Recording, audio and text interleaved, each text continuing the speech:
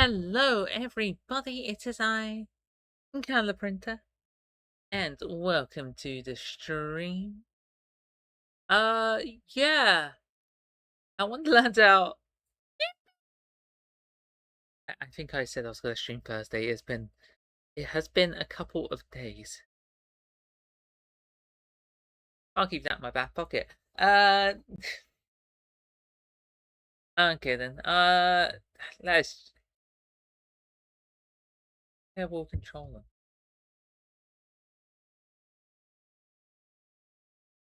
Barrett, that's not very Steam Deck of you. My review of Our Wonderland got 8 likes.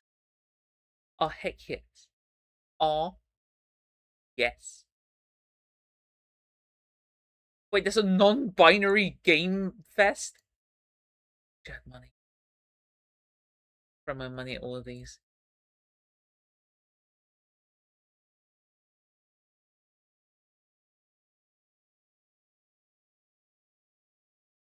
Maybe one day I'll make a game.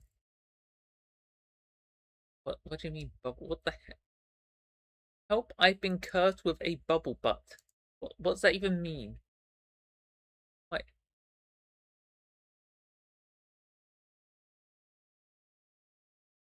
What? Oh good lord. Oh good lord, those are cheeks. Those? What?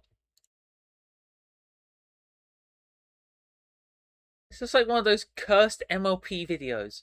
What?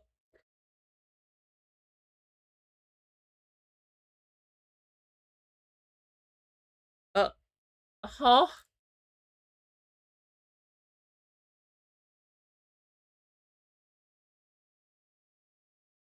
If, if you want non-binary with ass, I'm non-binary with ass.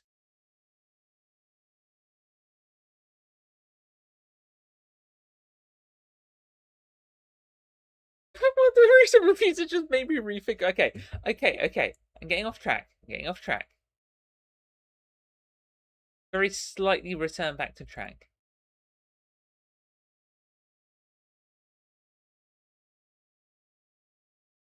Actually surprised I heard more about the non-binary game test. Game seems to be collapsing or something while I try and look at these games. There are a lot of VNs here. In fact, there's so many VNs, I think there's a category just for, like... Yeah, there's a category just for non-VNs.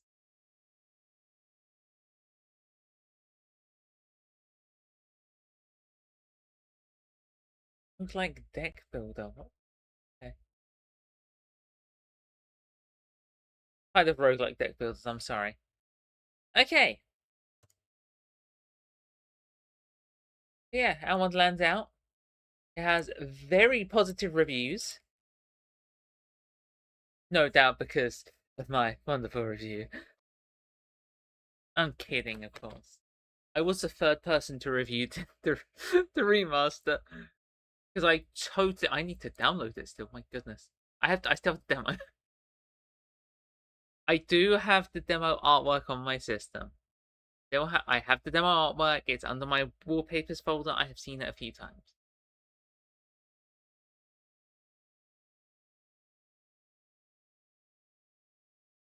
And there we go. It's downloaded.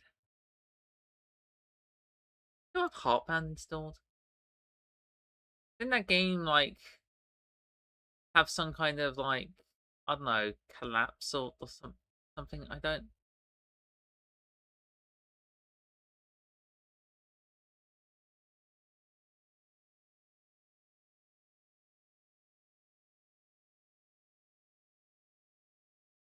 Did I play this? Oh, I played it 3 years ago.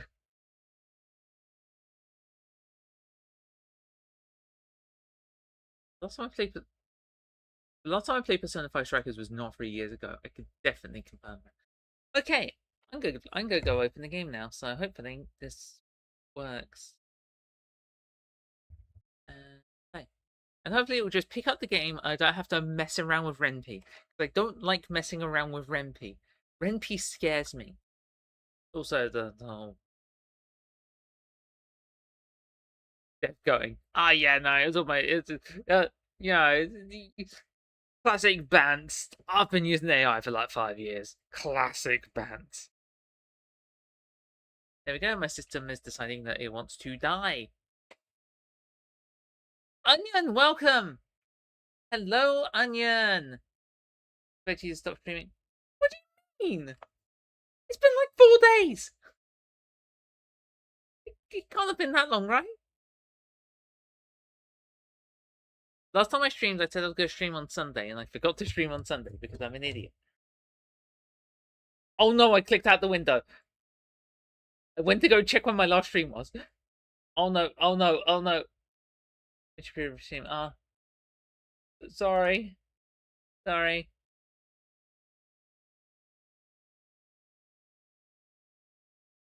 So thank you so much. What do you mean? Interesting on Wonderland. Hey. I only suggest the best around here. Amazing game. Darn right it is.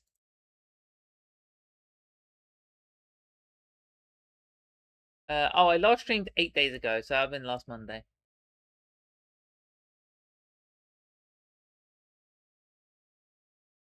Oh my goodness, I have a comment. I have a comment on my VOD channel. What the heck? One sec, I need to reply to this. I don't get comments on the VOD channel. Funny enough, unless they're from the developer of our Wonderland. They're really chill, actually. 100 veterans versus comeback home bun.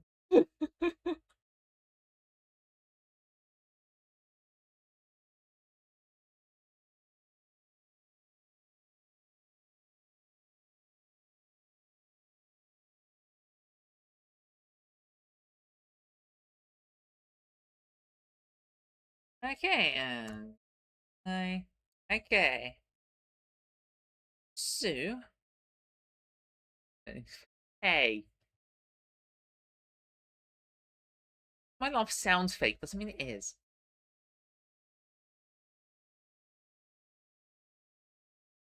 Sorry, Down Wonderland inadvertently may have slightly altered the direction of my life again. I mean, not Our Wonderland itself, but the Steam listing. The Steam listing of Our Wonderland may have inadvertently directed my life, and now I've canonized some kind of a choice-based like romance for Yen as my third favorite game of all time in response. I've had a weird couple of days. Genuinely, the last 2 days have been wild. Oh, is right. It yeah. It sure has been a couple of days. Can I check my wait? Can I check my profile on?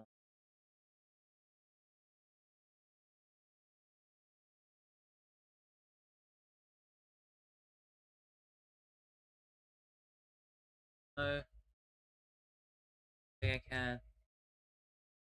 Understood nothing. Okay. So basically, dropped in my review for the Wonderland Remaster. I then went, oh, you know what? Since the one thing I like doing is looking at the like recommended games. It's how I found some good stuff through just looking at recommended games. It's how I found Amori. I love Amori. So I look for recommended games. I found a game which isn't the game in question, but it is important. It's called A Date with Death. Now I picked it up because it was free, and no way, Autumn's not Death's theme. Goodness. Oh no. I picked up the game because it was. I picked up Date with Death because it was free. I'm like, you know what? I'll play through it. Why not? Something to do. So I start playing, and there are ads in the bottom left corner, and they are some of the most unhinged. The audio track keep going. Okay. Yeah, it had some of the most unhinged adverts I've ever seen. Like, there were like parodies of really bad mobile ads, and one of them was like friendly neighbors in your area. So I clicked on it, and it opened a page on Steam. I'm like, okay, I think I have to double check the name of the game. So I'm like, okay, you know what? I'll give it a go. And you know, I'm risking my machine. Uh, it I don't understand how it happened, but one moment I was just going through the preview of the like second stage. Oh no, I was going through the preview of the second stage of the game, and I just kind of burst into tears. Oh, Our Life Now and Forever. That was what it's called. Um, I just kind of burst into tears, because I'd made my character like kind of like me, and I wanted to test. In layman's terms, I wanted to test how woke this game really was. What again? My apparent now third favorite game. Maiden, welcome. I'm talking about how my third favorite game, uh, kind of isn't what I expected. Yeah, so Our Wonderland. I said lower it. Come on, PC, lower the volume, please. I hate you, I hate Rempy. I hate Rempy. I hate Rempy. I hate Rempy. Okay, that should be good. Gains, Need to kind of print out you then. I've had a 48 hours.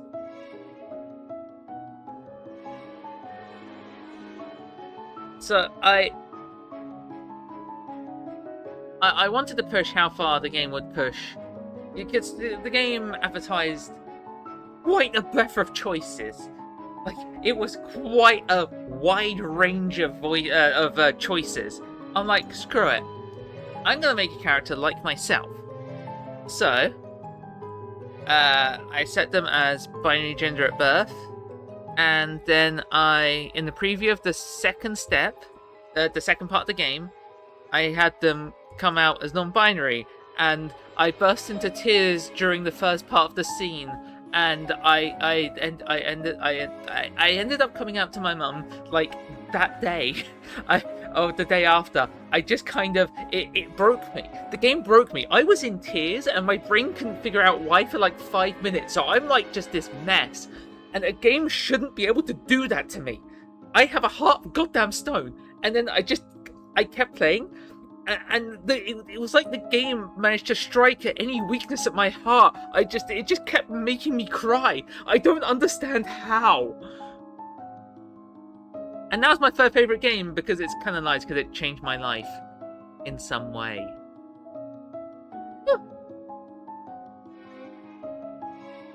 Holy shit, homie, how old were you then?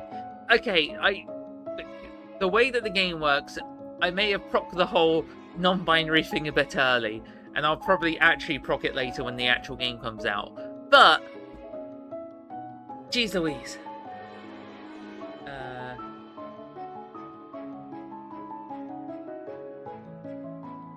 Can you increase your volume? Bollocks. Come on. Windows, please. I don't have this problem on Linux. I need to just move. Why did it do that? Whatever. Okay, I've adjusted the volume a bit more. Hopefully this comes out well. Clean down Wonderland, and after tomorrow I have an interview. Congrats, Onion. I hope you ace that interview.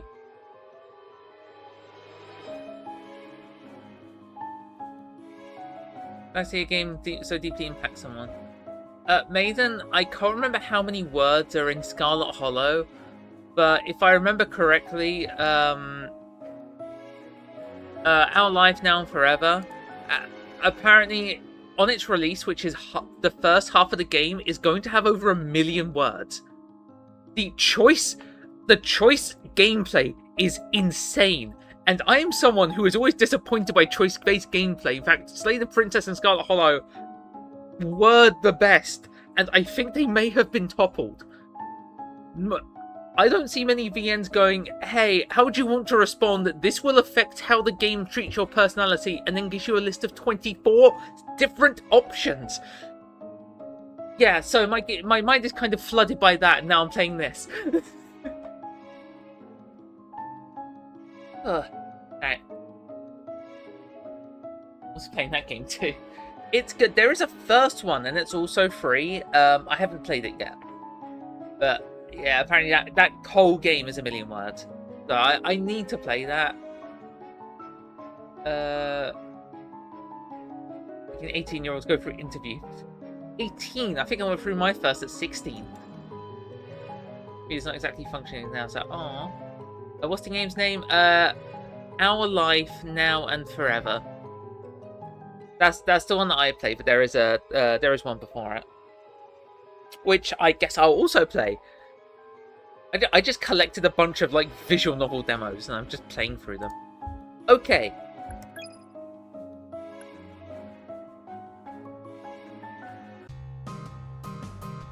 Previously on Our Wonderland, we fucking died!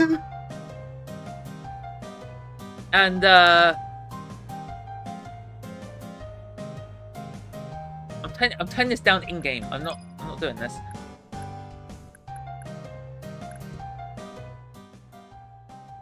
Okay. That was so damn loud. Whoa, Girona! I talk about Wonderland without giving too many spoilers. One of my favourite characters, and it's not even close. I'm glad you like all of them. Onion, I think... Actually, wait, you finished that one. Oh, no. Alright. For you, Onion, I'm gonna exit out. I'm gonna tab out the game. I need to move my recording setup to Linux. It will work just as well. This is painful to do. Okay, not Firefox. We're going to my channel. My brain being rotted by flowery voice lines. Same. Glue. You're eating my flesh. Autumn's just more of my favourite characters, not even close. Yeah, I'll be honest. Yeah, Autumn's a lot of people's favourite character, and I have probably drawn as much Autumn art, like fan art, as I have Iggy fan art, and I flipping love Iggy. Alright, what am I looking for? I have a video for you.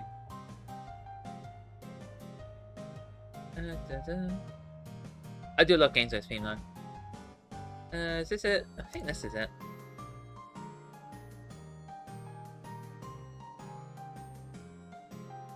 Alright. Oh god. Oh god, name's been taken over by flowering.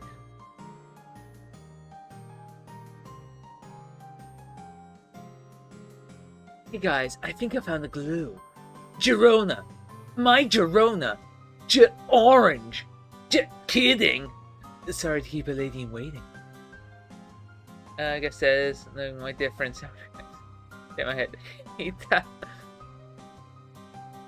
Orange! I've also love all the flowers. Oh, the flowers are great. Love the flowers so much. Alright. Really? Go away, bot. Seethe my day! I need to grab them between my teeth and shake them around! Alright, Onion, I suggest... Automation. Ugh! Automation! Taste my Girona! Onion, I suggest you watch that video. It is, my fan video. And you can probably tell what non-Iggy ship I like just by that one video. It is, I manually made a 5-minute or 4-minute fake gameplay video of Out Wonderland for the bit. Fan arts of blue and yellow and Undertale World had me weak. Aww. The only exception to that is that someone did a fan art, but it was like Undertale Yellow Clover, but they had Yellow's face, and it was weird, and I don't like it. Doing Yellow's thinking, oh yes, they are adorable. Apart from the scene where Yellow tried to blow his own brains out, right in front of Blue. Where I did not want to get that chin in the mouth, right? Alright. I've been streaming for half an hour and I've loaded the game. What am I doing with my life? Okay, I'm gonna, like, start. Yeah, previously on Our Wonderland, we died. And then, well, no, we didn't die. We erased ourselves from existence. And then presumably died. And then woke up the previous day. We called Orlum and agreed to hang out. So...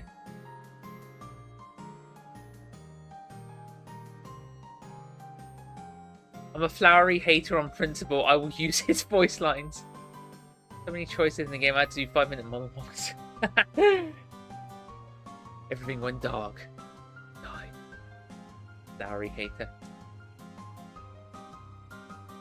I love Flowery just because he's just like a massive like 90s fighting game character, especially when you lose to him. And with lines like, "Get a chance!" More fun to hate Flowery. Me when Flowery gets obliterated and I start cheering.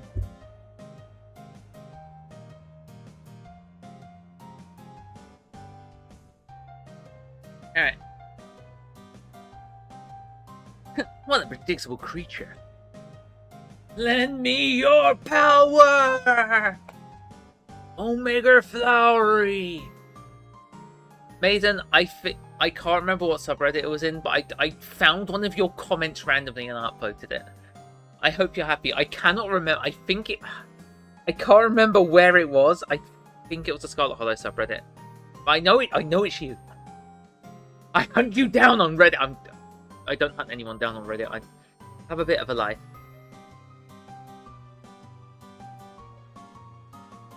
Alright. Actually start this. Oh my goodness. Alright, so. You know what? Sure. I'll be over in a bit. What diggity damn!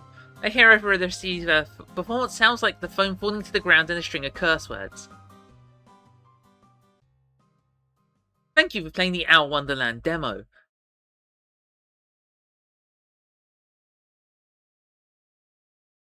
Arc 2. Yeah, I'm surprised these arcs don't have, like, subtitles. I'm actually surprised they don't have subtitles.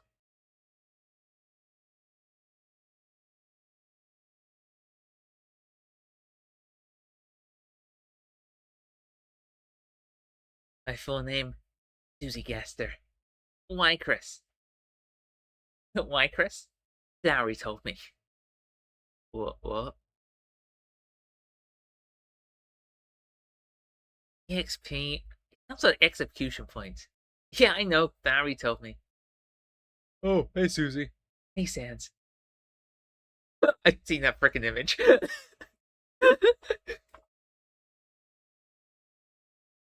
Here's our shops over the downtown area. A good 15-minute walk from Brookside. Then again, most places are a good 15 minutes walk from Brookside. Either that or I just have a really bad sense of time. That's fair. I calculated yesterday how close the nearest bank was, and yeah, ain't a bank close by.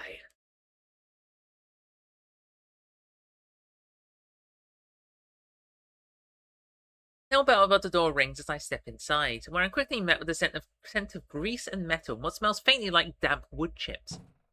Enzo's head pops up from behind the bar counter so fast he hits a skull on the overhead shelves. Everything goes dark and he dies. Oh! Crap. Where's the image? I had actually something exciting happened. So there was an article written about. Picked out the window. Why did I do that? There was an article written about our Wonderland. And where is it? Where is it? Where is it? No, I know I have the image somewhere. There it is. Save, save, save, save, save. Usually like a save dialogue, but it just. What? Did this called update?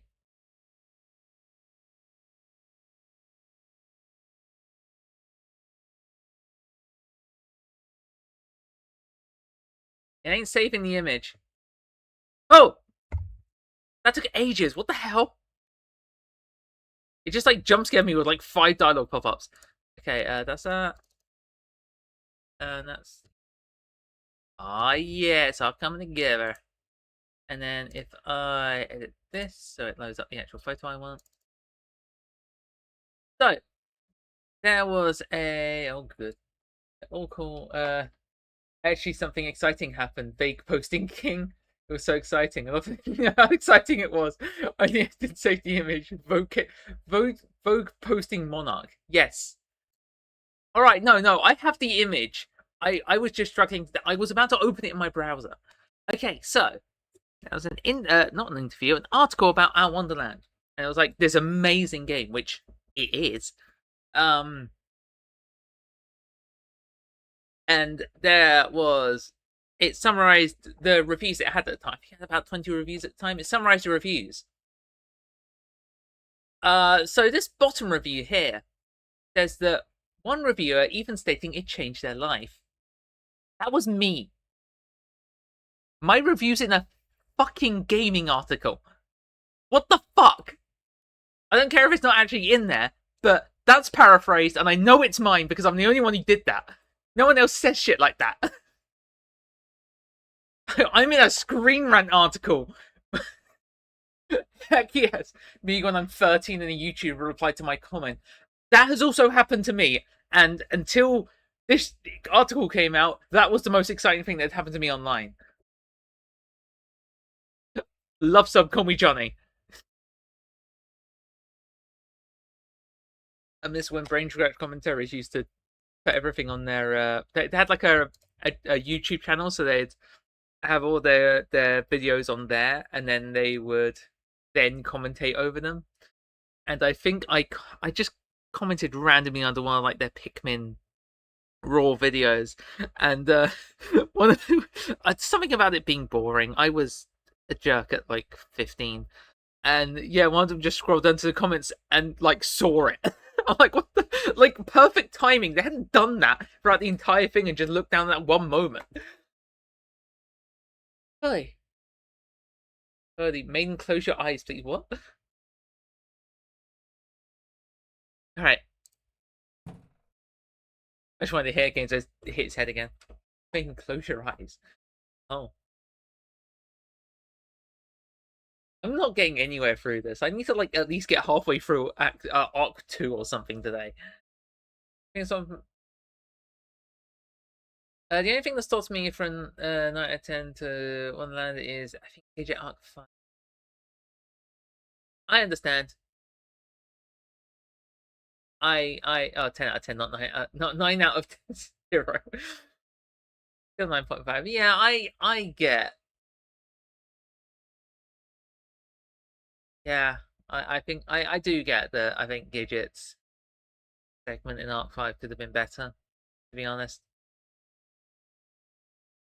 It is kind of the standards are set so goddamn high. Yeah, I don't. I do. Yeah, I think that's why I'm so like weird with Gidget. Where with Autumn, I'm like, hey, it's Autumn, and with Gidget, I'm like, untold horrors. Yeah, things just kind of happen.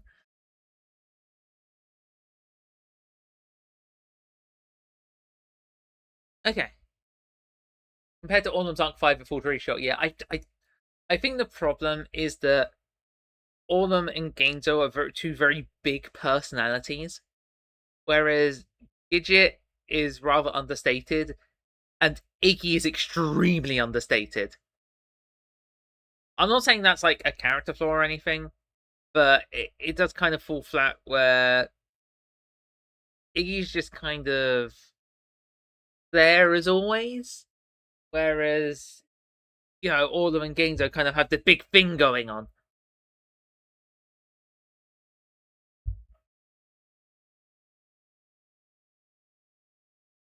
Like, I just called it a canon event and left her Lamau.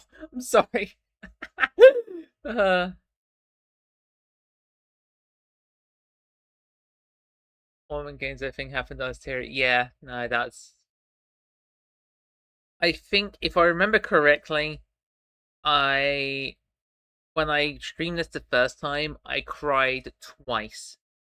The first time was Ender Genzo's segment in Arc 4, and the second time was I did the lock-in Genzo's ending scene. I don't know why I cried at that one. I'm gonna be honest. I just the tears started coming. Sure, many times, yeah. My Wonderland playthrough probably gonna be a while between my PC getting Girona. My backlog already fat with 1,000 extra resist, sickness, and filtering. I mean, there's going to be an Android port. There's going to be an Android port of Our Wonderland. So, probably not going to be too bad if you just play it on mobile.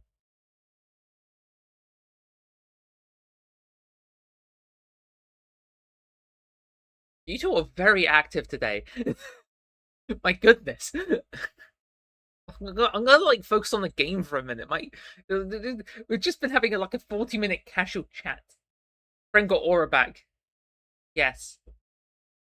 Spanton was fucking hunted. Continue the game, yes, please. Thank you. Alright, I'm taking that as permission. God, fucking. He grimaces and pushes himself to his feet, one hand to the back of his head. That was graceful, I say with a laugh. Oh, Higgs! His normal smile returns. That was quicker than expected. One hand up to trace the side of the counter, he tours around the front and immediately shoots his arms out. Brother here! Yes, I figured I should have come over before I tore myself out of it. I lean forwards towards his shoulder and he brings his arms around my middle with a hug that crushes me tight against his belly. Hey! Acceptance is the first step towards recovery. Am I right or am I right? So back, we are so back. He laughs and gives me one final squeeze. When I pull back, some of the grease smudges from his cheeks and neck relocate themselves to my clothes. I glance around, checking out the displays of newly repaired bikes waiting for their new homes like dogs at an animal shelter. A lot of work today, huh? Tell me about it. We're just about to double check new invoices on the old number cruncher. Come on. He gestured towards the entryway to the back shop, and searching for key landmarks along the way. It smells even stronger in the back. Half-finished bicycle lies in the middle of the floor, and past it I see a large tool bench, everything neat and tidy and perfectly in its place. A pile of boxes in the corner, one of them already open, a gleam of dirty silver peeking out. Enzo turns away from the shop proper and into a small office, complete with desk, computer, printer, and a slowly twirling overhead fan. Something about the colours that makes it look like something out of the 70s, and the floor-to-ceiling wood panelling on the walls doesn't help. I can't help but wonder if this place was like this when Genzo bought it. Genzo sums down on the orange leather computer chair and spins it towards the monitor. I figured out how to hide the text boxes. Apparently middle click on Rempy. I don't know how to do it on controller there.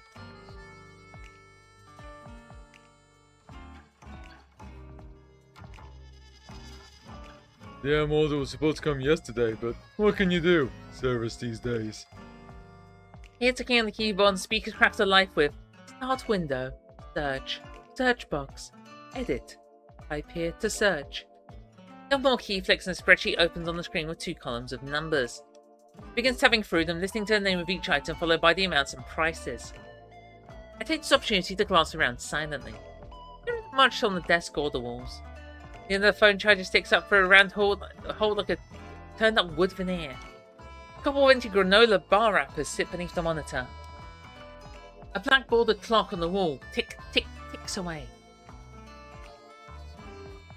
What's most surprising, to the extent that I put a double take upon seeing it, is a small lumpy figure crouched just past the keyboard. Hexon controller, I just figured out. It's been hacked together from green and blue swatches of fabric and filled with beads, giving it a humorously oblong shape. Its eyes have been fashioned from 2 black buttons.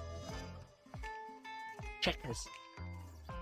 Checkers and Oswald. God damn it, that doesn't take me back. They're so cute. We made them in home ec class in junior high.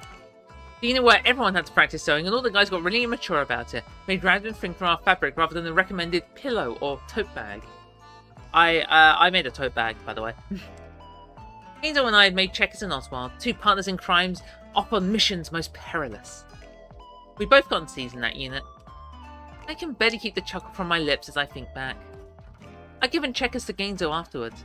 They'd given me Oswald. Where had he gone? I frown. Now I can't remember. My folks' house still, maybe, or sold at garage sale. I cringe. Now I feel guilty.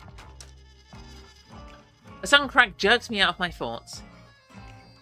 And I turn to see Genzo slapping the keyboard against the desk. Goddamn thing! I look at the screen. The speakers have gone quiet and the cursor seems to be frozen in place.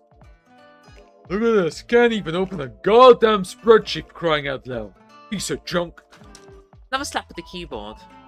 Okay, so fun fact. When I was a developer, I had a bug report which came with a 10 gigabyte spreadsheet attached.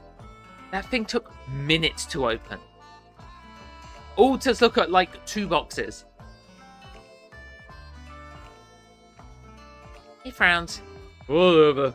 You should have emailed it too. Hey, check this out. You're gonna love this. Technology's great. He yanks his phone out of his pocket and brings it just below his chin. Hey Dougal, read my mail. A sprightly male British voice springs forth from the speaker. No problem. You have 2 emails. First email, Walburu Pharmacy. Reminder, prescription 92871.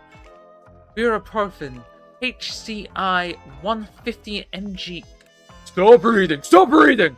Genzo jabs at a power button on the phone until the voice stops. He laughs and bites down his lip.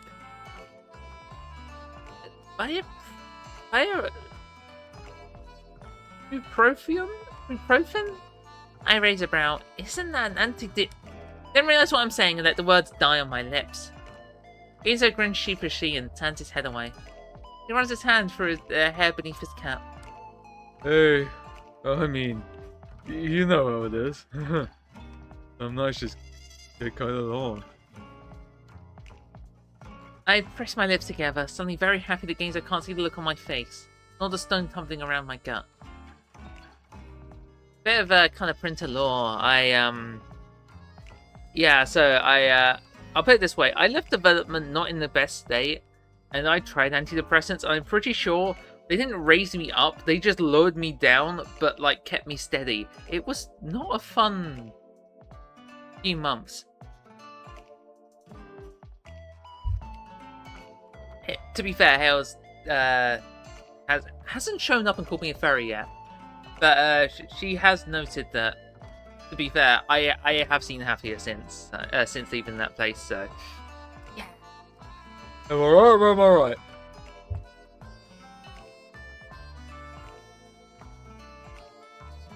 On topic of jobs, I called a 22-year-old guy old and he didn't take it nicely.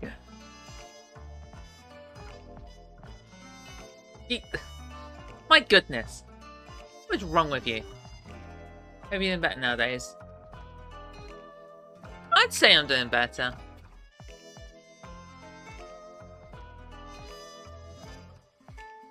In a general sense.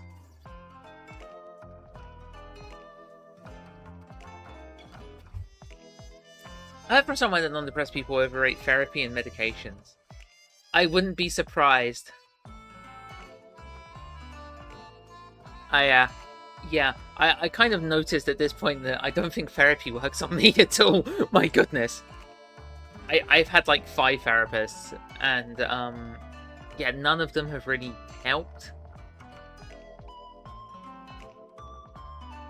I mean, to be fair, one was for the whole... I'm vaguely gesturing to myself, the whole trans thing. You have to, like, make sure to get checked up by, like, make sure that you're mentally sound, and yeah, make sure... I don't know what they're searching for, but I'm fine, I guess. And then all the other times were for mental health, and they were all terrible.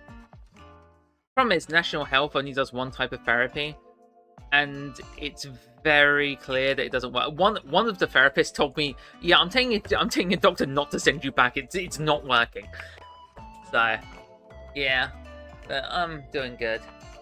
Much more for me, better from sprinting and thinking. Yeah.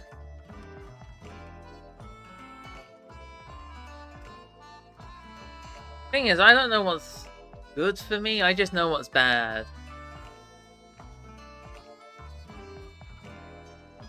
So, I'm tempted to get back into a bit of development-y stuff. I'm investing in electronics, and by investing I mean I spent 20 quid on AliExpress buying cheap electronic sets I'm gonna clobber together. I've also got... I have an official name badge now, which... Take care. Yeah, no, I'm good, don't worry. Okay, maybe yesterday was a bit of a bump, but that was a bit of a bump for like 5... I had about, I don't know, 5 different things pulling at me at the same time. It was really freaking weird. AliExpress mentioned. Yeah, look, sometimes you just...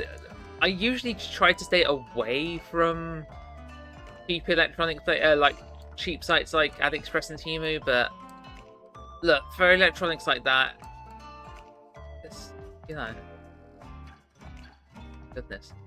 I'm trying to get a picture of my name badge, which was constructed in Sheffield, apparently.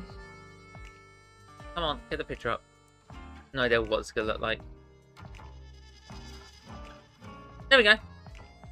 I made a name badge. I modified one of the example programs so I can have like multiple badges on it.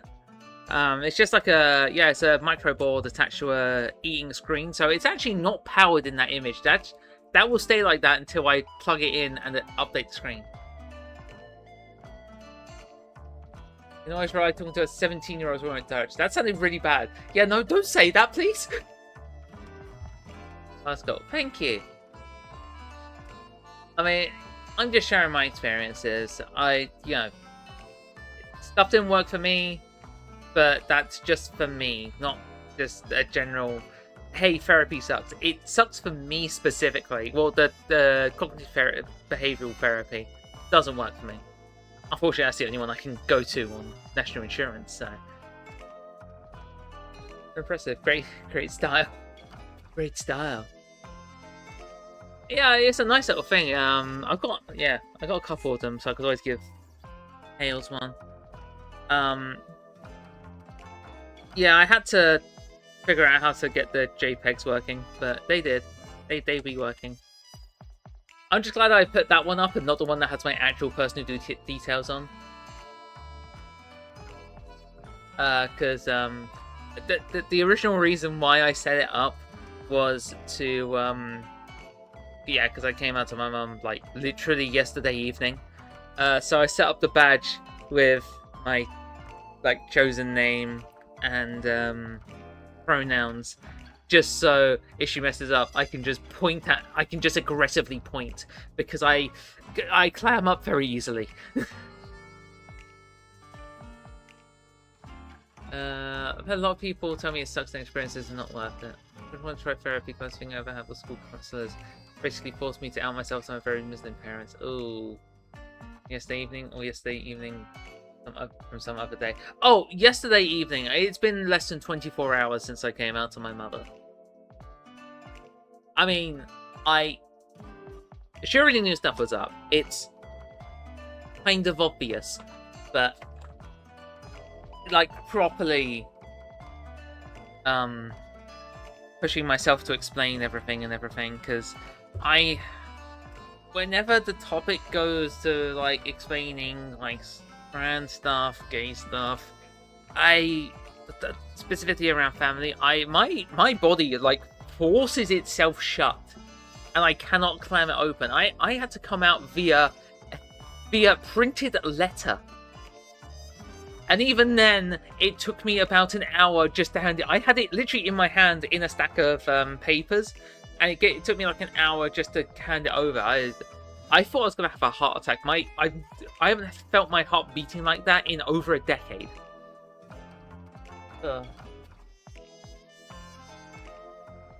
Recapture door drop. Stingus. He forced me to tell myself. Yeah, actually, yeah, no. Well, no, I'm gonna go back to the game, and I'm gonna not pressure anyone to talk about themselves if they don't want to. I'm happy to talk about myself, unless you want my name, my age, sex, location, and then no. Wait, would either of you even get? Am I making old references? Am I ancient?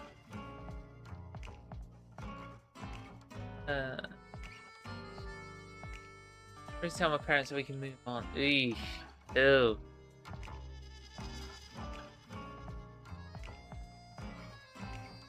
Got that reference. Thank you. Thank goodness. I thought that was a bit old for me. Alright, I'm going back to the game now. We ain't getting back to Disco Elysium anytime soon if I'm gonna keep going like this. I press my lips together, suddenly very happy that Genzo can't see the look on my face, nor the stone tumbling in my gut.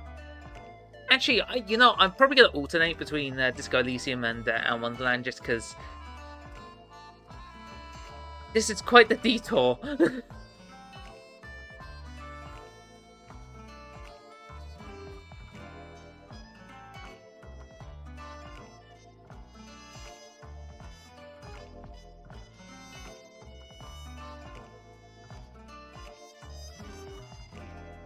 Well, I mean, I hope you're doing well now.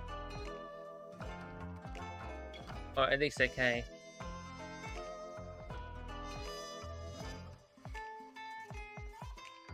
Press my lips together, suddenly very happy that Genzo can't see the look on my face, nor the stone tumbling around in my gut. Anyway, what the fuck are we just sitting here around here for? Come on, there's a half-finished Philippines out there that still needs a little TLC from yours truly, or his proud parents come back this afternoon. Lend a hand? Sure, no problem. I take a step back as Genzo maneuvers around the desk and towards the door of the shop. He pauses momentarily to snap the top frame of the door on his way out. Bike.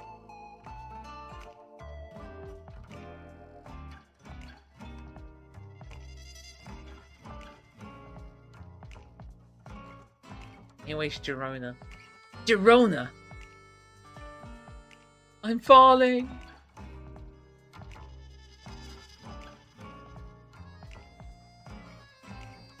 It's been a long time since I've watched Genzo work. It's still as impressive now as it was back then.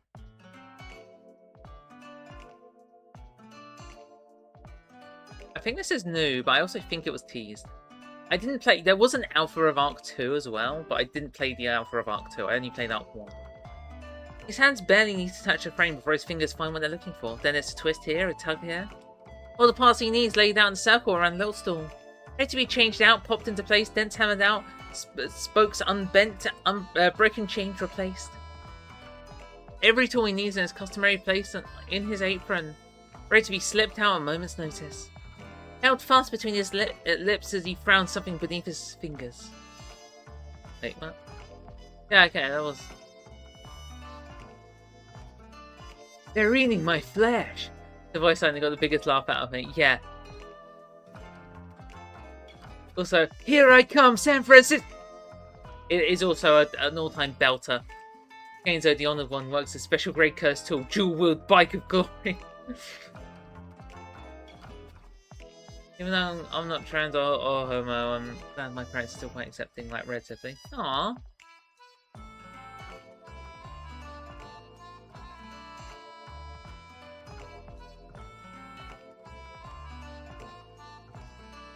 Yeah, I mean, the thing is, if I was ever a parent, which I don't see that happening, I'm going to be honest. I'd always, you know, I'd always want my kiddo to feel like they'd be, you know, able to be comfortable in their own skin.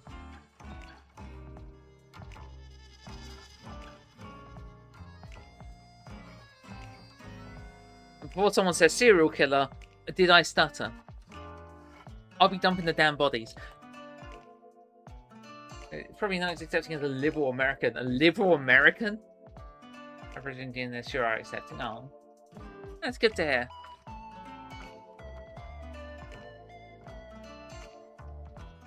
He has me hold one little frame to keep it from falling. So I'm sure I need to give me something to do and not feel completely useless. He sends me to a new box of parts to find what he calls a Derailleur, which I'm only able to find after he told me to look for the mechanical seahorse. Once the new chain's back on, it's time for a front wheel. Then it's time for my job to hold it again. Despite the bike stand sitting right next to us and seemingly primed for that exact purpose. Aww. Nothing like the human touch. Andrew assures me and gives my knee a motivating pat through the frame. By this point, both of our faces and hands are streaked with grease. Gains us from actually getting up close and personal with a feisty two-wheeler. Mine because I forgot about the grease on my hands and gave my face a big old swipe to assuage a tingling itch on my nose. The wheel goes on easily and the chain's connected. A few pumps in the air and the tyres lands on the final touch. Then the bike is good to go, standing tall and proud. Enzo takes a rack to the frame, wiping away any potential grease stains that may have been left behind. Take it for a test spin? He stands up, turning the rack to his hands. Can't really do the honors myself. I look down at the bike, then up at Genzo. I haven't stepped foot on a bike in years. Aww.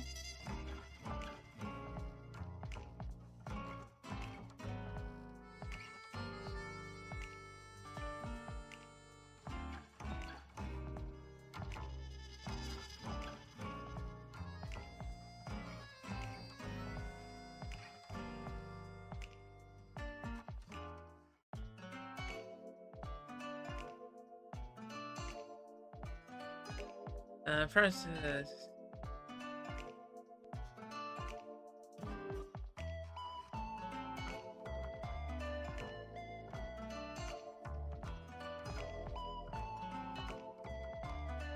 Maiden, I will just say, if you do, like, go through with that, just be careful. I mean, I ain't exactly subtle, but I still think there are people I haven't told anything that still haven't figured it out. Like, I'm gonna be honest, I ain't exactly, like... I ain't exactly, trying to be my, assigned gender. Like, I've just completely just given up on that. No more polo shirt. Why do I wear polo shirts all the time? Polo shirts and cargo pants. That was my go-to from age 18 to like 22, and it was terrible. 22, no. I think I only stopped wearing polo shirts like a couple of years ago. Now I wear like them shorts and shirts, and I like it. But then again, I'm also aiming for androgyny because that's how I feel comfy. But yeah, just be careful, Maiden. I haven't had to do that, so I wouldn't be able to say anything specific, but just, yeah.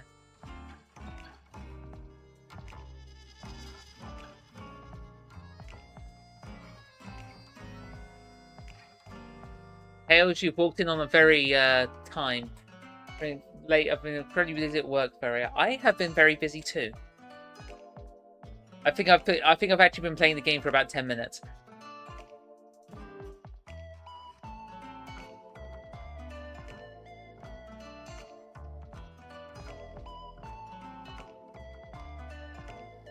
Hales, you metaphorically just kind of kicked in the door and stopped any and all conversation.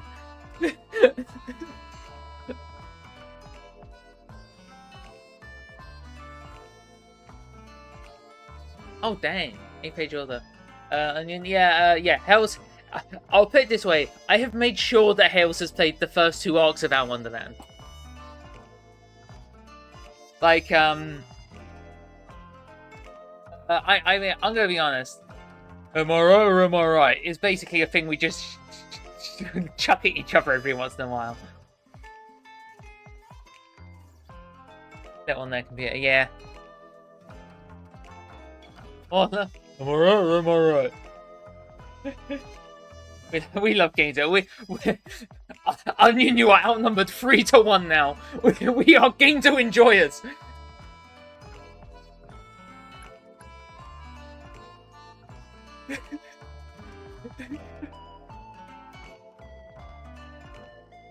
Bambi, I'm sorry.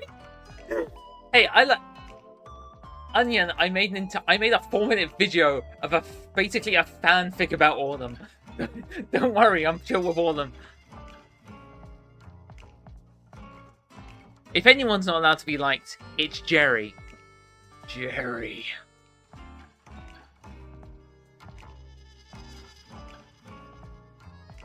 Ginzo! Back to the game. I need to actually make some progress.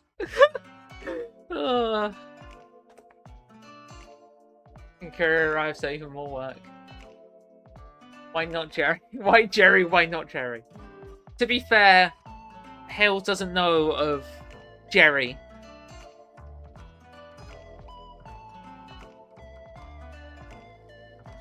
Is that his in? That's why it's not him.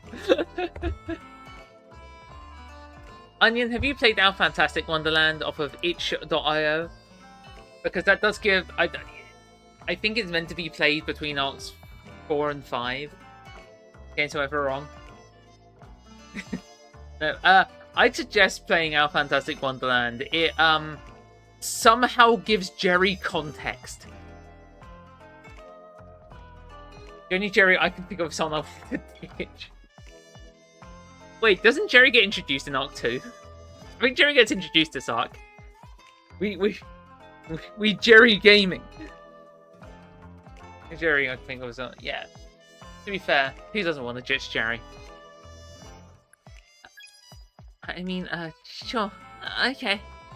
I press and leg over the frame and position myself on the saddle, feet rising up on their toes. The handlebars feel sticky beneath my sweaty palms. I'm not really, good at this, though. I wobble forwards, wheels spinning first left, then right, then back to left. I feel it tipping, but can't do anything about it. We're helpless! Oh no! 2 of us go down. Genzo just laughs as I let out a groan.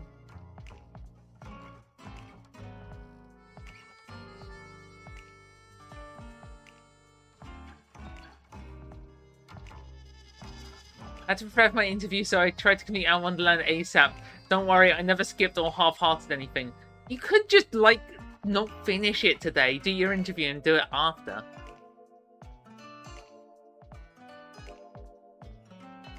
I was playing Our Life, between crying laps, apparently.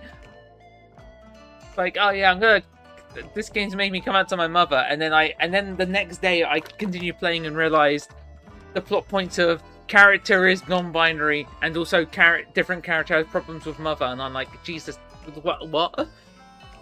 That wasn't even the part that made me break down crying. You over here. Yeah, Hales, our time zones are I think Onion and Maiden have closer time, maybe closer time zones. I don't know. Yeah.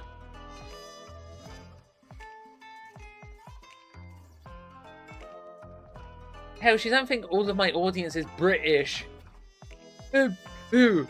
We enjoy a nice cup of tea during the BRB and have a couple of scones while we're at it.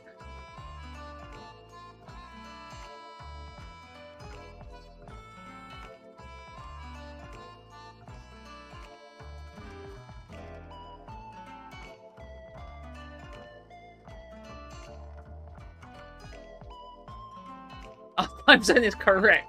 Aren't we on summertime? Our time zone's not correct. We're an hour ahead.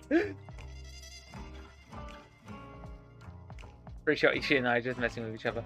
Yeah, but I like to be very literal just to mess with Hales. The British has custody of Hatsune Miku. Okay, you're not that. Wait, no, Hale would throw that up too. What the? It's Europeans and dirty Americans. Yeah, that's fair.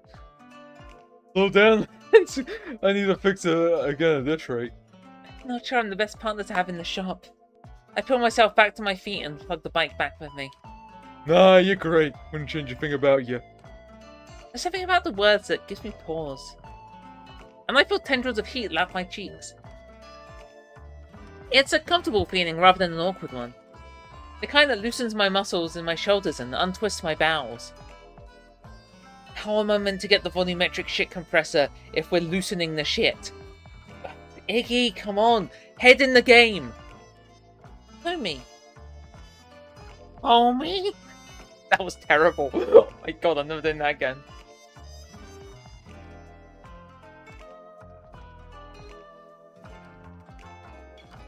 Anyway, what do we do now? You said they're gonna pick it up later?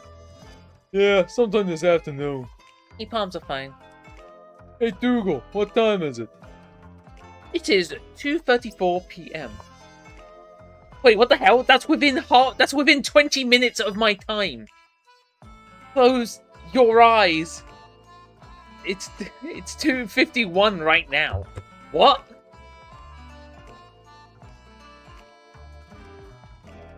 We've probably got some time then. Help me look this thing up front, then we can kick back with some beers. I wheeled the bike to the front shop area as Gaines had cleaned up the leftover parts and scraps. The newly restored frame gleams next to its siblings beneath the fluorescent light. Fuck Eric's! Gaines calls as I start back, and I see him scrounging around in a small fridge at the back of the shop. He pulls 2 beers from the bottom shelf.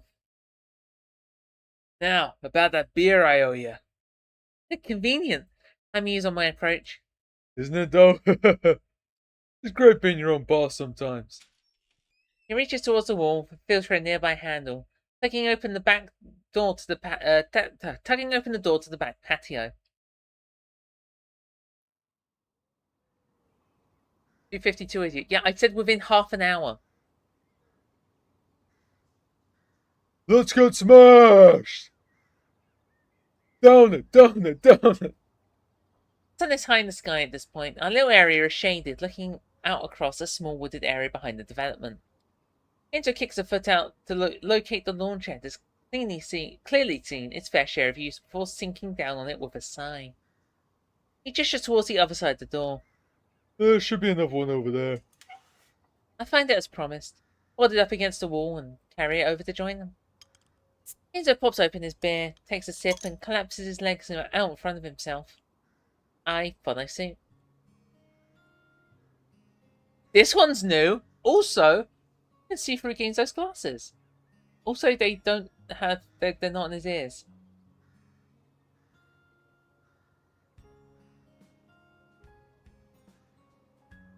Okay, look, I like the music in this game. This is giving inspirational corporate, presentation video. And in this quarter, our revenue went up 10%. That's a win in my book.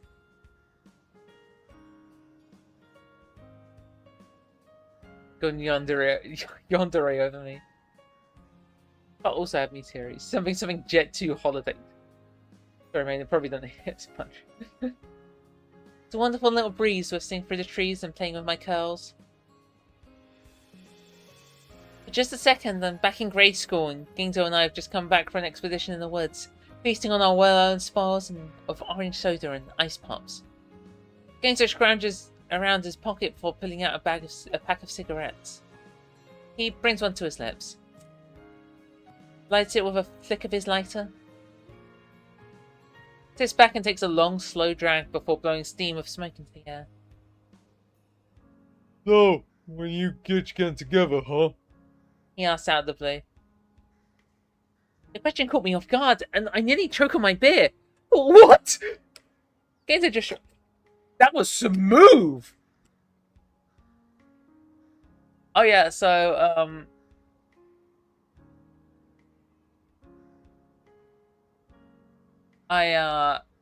someone did the numbers, and there are so many CGs in this that it would count as one illustration per page if published as a book. That is how much gosh darn art there is. Oh no, that's just CGs. How many CGs there are? Inter just shrugs and laughs, cigarette bouncing between his lips. Always figured it's inevitability myself. Just didn't know when. I mean, I don't. I run a hand through my hair, nails scratching at my scalp. I never really thought about it. Never? Kenzo raises a brow. I don't know, maybe? I don't really... I don't know. When he's bouncing like a jackhammer. Kenzo's quiet, head pointed lazily skyward. He takes a sip from his beer and taps the ash off at the end of his cigarette. Didn't know it was such a touchy subject. Finally says with a grin. It's not, I just don't think about that kind of stuff often. Kenzo turns towards me. I can practically see him blinking in amused interest beneath his sunglasses. You're a bit of an old duck. You know that, Alex? Oh, and you're the portrait of normality. I crack. Ah! This elicits a laugh. I suppose you got a point there. He slaps his stomach. I'm not doing that. He's got this big old belly of mine to keep me company in my ripe old age. The only thing that can put up with my quirks. I don't like the fact that he's saying that he's 2 years older than me. I think. They made Major Rona. Budget increase. They made it free. I asked them why. They told it's their soul. Like, god damn you. Restores cursed energy. Yes. Cursed energy is stored in the stomach. Yeah, I'm gonna be honest. I've seen people before going like, "What? I will pay you money, please," and they're like, "No, I don't want to deal with the taxes."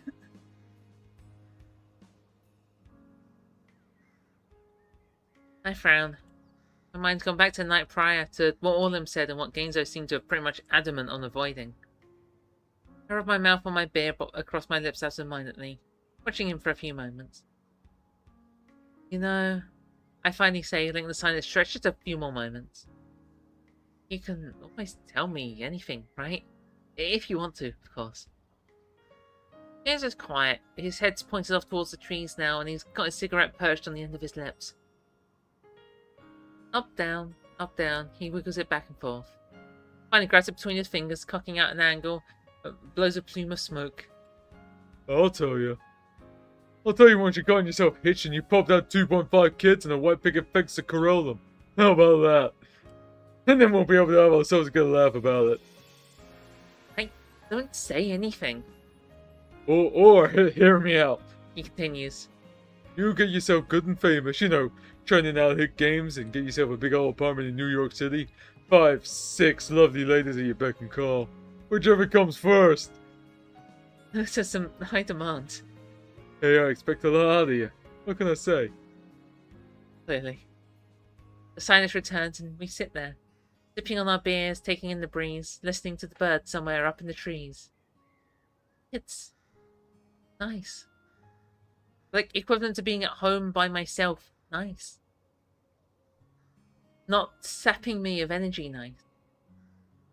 Not demanding or expecting anything out of me. Nice. Just feeling at ease. Genzo reaches over, feels for my arm and gives it a squeeze. Hey, thanks for coming over, you know? I return his squeeze with a squeeze of my own, wrapping my fingers around his knuckles. I hold it for perhaps a moment too long. Of course.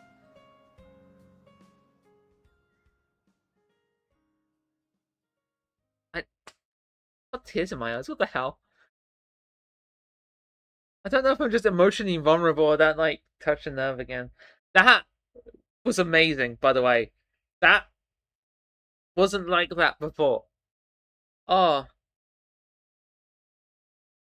that's so good.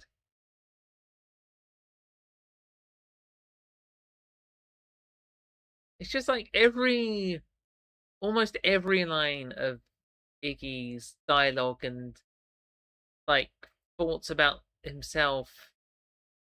I'm like reading it. I'm like, that's so mood.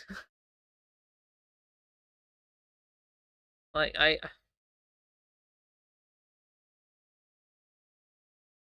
I'll admit I struggle with people a lot, but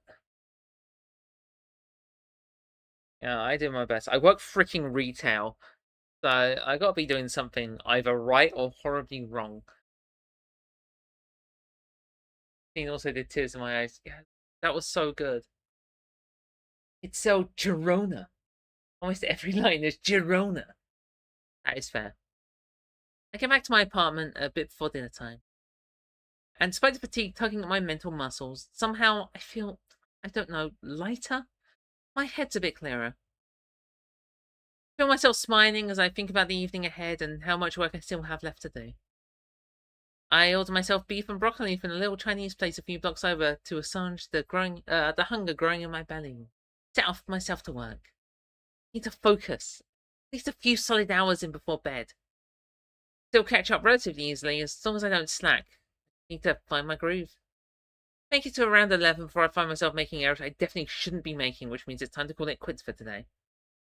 So I retreat to the bed and get a good 30 minutes of reading in before my eyes start drooping and my head stops comprehending the words on the page. Time to sleep. I don't think about Hunar and Bucks again until I turn off my bedside lamp. By that point, I'm so tired it isn't more than a passing thought as I bury my head in my pillow. Sure, it's fine. I'll call tomorrow. Then goes dark. Die.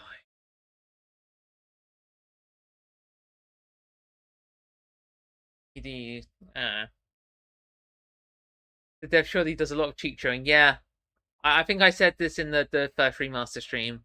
Uh, yeah, I'm pretty sure if you do a cheek chewing like drinking game, you will die.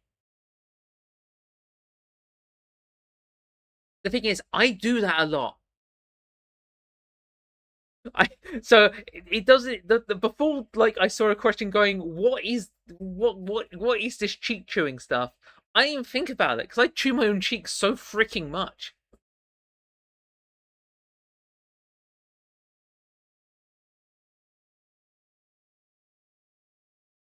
Like describing Our Wonderland to someone who's never seen it and asking them to draw one. I dreamed that night. I'm in the woods and someone's calling me. I chase after the voice in the darkness, but every time I think I'm getting close, it comes from a different direction. I run faster, branches whipping at my face and roots underfoot, threatening to send me stumbling into the dirt. Find me, Iggy. I run, and I run. I run until I reach some sort of clearing. Where is this place? There's a giant gate at the far end. I'm not sure if gate is the right word. More like a barrier built from warped, knotted trees. There's a lock on it. Giant keyhole carved from dark wood. As I let my fingers trace around the rounded curves, the voice returns. Open it. Open it? Open it how? I glance down and find I'm holding a doll. Button eyes stare up at me vacantly. Long hair falling between my fingers.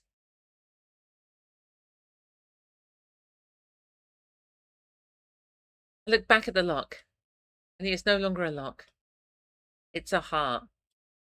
Beat, beat, beating. I try to take a step back, but something grabbed my hand. A tiny set of fingers. I'm too scared to look, but I have to. I have to know. I start to turn my head, only for the voice to whisper right next to my ear. Please, kill me, Iggy. I gasp and sit up, and now I'm back on my bed and the sun's reflecting off the window straight into my eyes. I groan, my heart still thudding away inside my chest. I wait a few minutes for my sense of reality to return before checking my head and climbing out of bed. It's late. Far later than when I usually wake up. And as I'm taking my first sip of coffee, I remember Huna. Worry bubbles up somewhere around my diaphragm. I should call. It's supposed to be a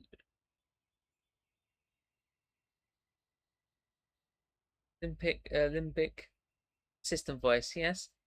I don't know. I'm just doing voices. I only got so many. Number's still the last one of my recent calls, and it only takes a second before the phone's ringing. But it cuts to voicemail after a fifth ring. Damn. I ignore it the inside of my cheek. Yummers. The bulbs of worry is starting to turn into a froth. But what am I supposed to do at this point? Besides, I'm still playing catch up with the work I didn't get to do yesterday. I don't have a ton of spare capacity to spend worrying. Try again later, but for now, it's back to work.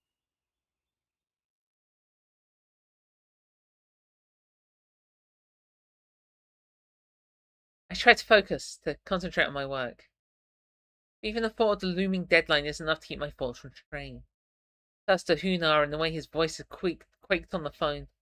Then to Bugs and the way her voice had crackled with anger during their argument. Then for some reason to Gaindo, the way his voice sounds when he says my name. Comforting. Like being wrapped in a warm blanket. These different voices. I'd shake my head. This isn't the time to be daydreaming. I need to get this fucking thing done. I get in a good few hours, but I'm not particularly confident it's my best work. Probably need to go back through everything tomorrow just in case. I try calling Hunar again that afternoon, but there's still no answer, which only agitates the gurgle of unease, turning my bowels further. Even affecting my appetite by this point. Nothing sounds good. Nothing healthy, at least. So I simply reach for some of the half-eaten snacks in my pantry. Night falls along with my motivation. Past the point of even trying to divert my attention. I sit at the window and watch Mrs. Dornish make her third trip to the mailbox that day, then retreat to my bed. Bring out a play some music and try and relax, get an early night's sleep. Tomorrow I should have some answers. I love Hunar and Bucks, these two people. Aww. But even my normal beats only serve to make my nerves dance in different patterns. I cover my head with my pillow, lie with my feet at the head of bed, move to the floor, move to a chair in the living room. I sit there for a while. In the dark. I'm with you, staring at the wall like an insomniac. Then at some point my gaze falls. My messenger bag is still slumped on the floor by the far counter where I tossed it the other night. And in a split second before my eyes focus on it, I swear I see it move. What the? I blink, gaze around nervously at the dark apartment. But it's empty. But of course it's empty. Fuck, I'm really starting to lose it. I need to get out. For fresh air. Clear my head. I push myself up and out of the chair like with a little wobble and grab my keys. Then step outside. The breeze feels refreshing on my cheeks. When I take a deep breath, it curls up my lungs like a giant whiff of menthol. Maybe I've just been cooped up for too long. I start down the sidewalk, my steps disguised by the hum of cicadas. Past the neighbouring apartment complexes, past small houses and their single-car garages. Seeing I've left Brookside behind me and find myself instinctively heading towards north toward my folks' old house. Well, this seems awfully familiar. The outcropping of the woods still hasn't been built over, even after all these years. My palm tingles. Knee weak, arms are sweaty. Wait, no. Knees weak, arms are heavy. Spaghetti. Scary. Pinprick like scratching that jumps from one nerve ending to the next and makes my fingers twitch. I curl my arms around my chest in an effort to dull the growing spark. But why did I stop, glance around. Why did I walk all the way out here? Vomit on this sweater already, Mom Spaghetti. Going to Sarah's house. It's been I've had a couple of days, okay? It's been a wild couple of days. I'm sorry. When you just like recovered from more government meetings and freaking coming out to my own mother. Just for the record, I was really dumb to actually be that worried about it because I don't think Hales is here anymore, but yeah, stuff wasn't subtle. Stuff wasn't subtle. It's more the explaining thing that I didn't really like to do. When I was writing the letter, I had to do what I do when I freaking gamble in Disco Elysium when it's a 3% success rate. I was like running my arm up and down, whooping. I was like absolutely going mental, and then I just started going at the type at my keyboard. It was quite an experience. What means that you're working retail? Not relating to my job. It was yeah, not job related, and not trans related either, which is annoying. I mean, it's not that great.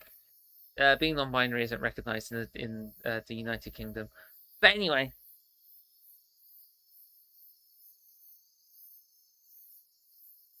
I shiver. The breeze I once felt cool and refreshing suddenly feels frigid against my bare arms. Better than your bare arms! And then a bear jumps out and attacks him. But instead of heading back, I press further. Across the empty lot between houses. Towards the blackness of the woods beyond. I stop at the threshold between light and dark, one hand out to trace the bark of the nearest tree. What am I doing? My whole arm is throbbing now. 1,000 tiny insects are biting and jabbing and gnawing at my skin. I step forward. Branch snaps not more than a few feet away. My heart leaps into my throat. I throw my arms up with a squeak. Who's there? God damn it, Nicky, where the hell are we? Rife's in a handbag. He's about to scare the bejesus out of me. A pause. Waylix, is that you? I lower my arms and squint as the shadow moves away from a nearby tree. It's Gainzo. Just Gainzo. The rapid hammering of my heart begins to recede. Somehow the orange tint of his hat in the darkness feels incredibly comforting all of a sudden. He reaches out with his cane to find me and gives me a couple of crisp whaps on the ass to usher me closer. This is new. Damn, X, I've seen about more of you in the last days than I have in the last year. I almost think you're stalking me, except that I know, well, you. Did my presence suddenly spark a deep unyielding need for inappropriately timed idolatry? You wish. What have you been doing out here? Could ask you the same thing. I scratch the back of my neck. Up on my feet. I mean, you know, just taking a walk. Same. Didn't sleep? Nah. We grow quiet. Strange chill begins creeping up my spine. I wonder if Gainzo has the same urge to get out of the house I did. So, now comes the question of the hour. Yeah? You were, going there, were you? I guess, I wasn't really thinking about it. Me neither.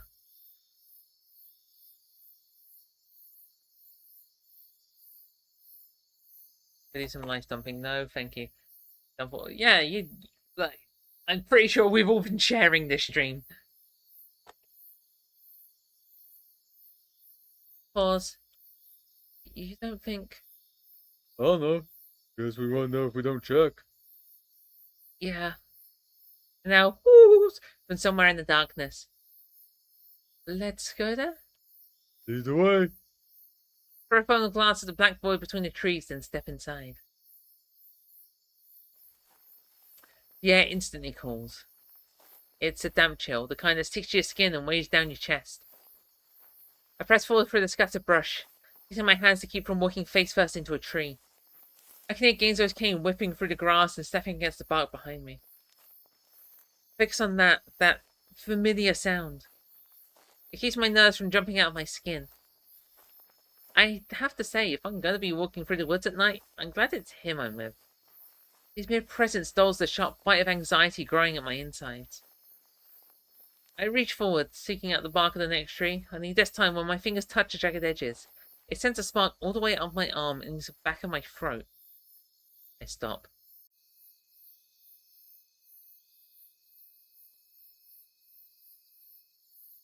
Oh, that's, oh,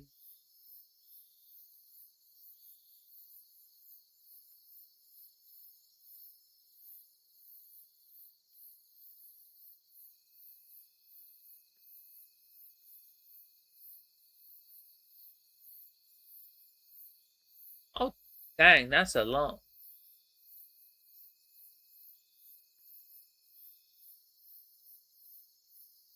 Well, Onion, I hope it goes well. Also, wow, that is quite the process. Yeah, no, I hope it goes well.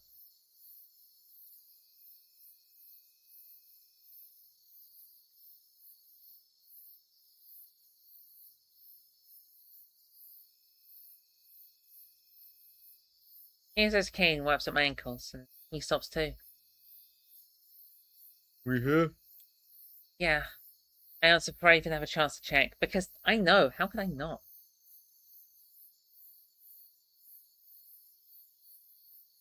This is the same image as Arc 1. I wouldn't be mad if it was. Biggest tree in the forest, a giant boulder choked with winding roots. I let my fingers trace across its surface as I circle around, careful not to trip on the grated, gnarled outgrowth. Halfway around, my hand hits air. I come to a halt. Mere edges are there, the rounded gap in the... My phone dropped and made a very loud sound. The hollow echo of stagnant air, the far-off scent of something sweet. It's open. I take a step back and hear Gainzo approach. Jesus. My whole body's crackling with energy now. Even the breeze seemed to have shifted. Everything moving towards that hole in the side of the tree. When was the last time? Gainzo's voice is a whisper. I don't remember. For a glance at Gainzo, I can just make him out through the darkness. He's got a hand curled up under his hat, nails scratching at his scalp. I lick my lips, scratch my arm. Something feels wrong. Too wrong. There's a strange sense of familiarity to all of this. Almost as though I've stood in this exact spot, had this exact conversation, and the outcome had been less than desirable. My stomach gurgles. I glance over at Gainzo. Are you getting the weirdest sense of deja vu, or is it just me? What do you mean? I mean, like, we did this before. The two of us. I think I'd remember if we'd taken a romantic midnight stroll in the woods before, Riggs. Roll my eyes. Whatever. It's probably nothing. The whole situation is just weirding me out. I expect another smart retort from Gainzo. Something about how normal life is enough to weird me out. But there's nothing.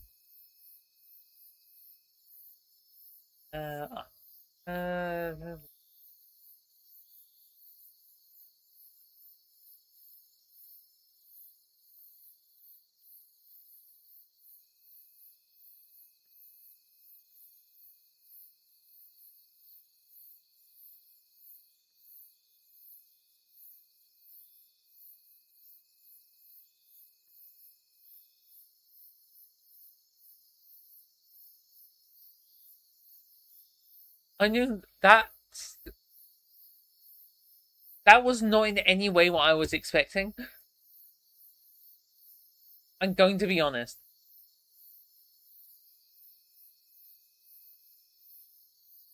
Yeah, that... Wow. Well, I really hope it goes well.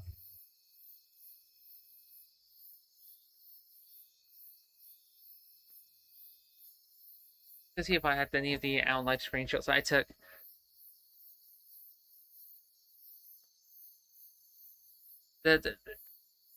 There was one screenshot where if you come out as non-binary to a specific character, they just reply with like the most gleeful expression. Welcome to hell. Which is fair. There's nothing. When I glance over, he's just standing there, face grim and jaw tight. You okay?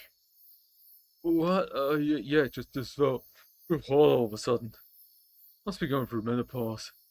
I cock a brow, but turn towards the hole, all the same. Live Iggy reaction.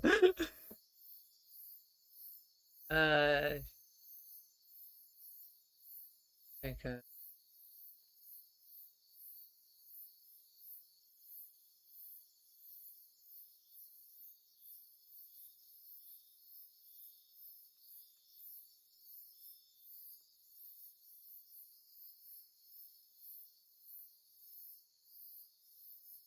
I mean, that looks like no process I've ever seen. Wow.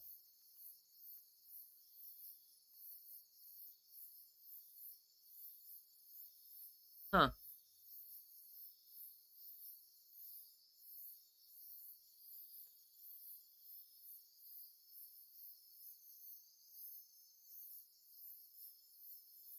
And that is a lot already, and from the sounds of it, you're only 2/5 of the way done. My goodness.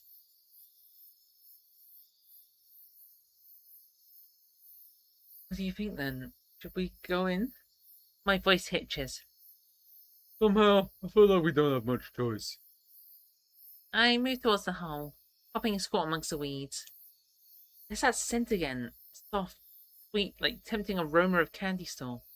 It curls up inside my nostrils. I grab the rounded edges and peek inside, leaning forward on my toes. For sure it's not just a possum hole? Wouldn't that be hell? Ears up from behind. I can't tell if he's joking.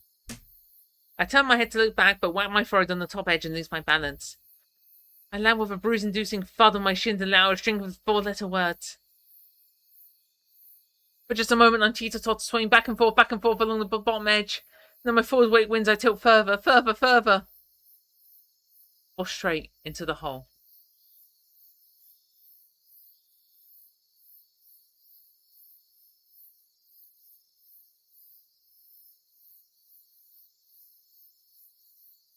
Okay, I'm gonna be honest. Yeah, 3 and 4 sound a lot more than what I was expecting.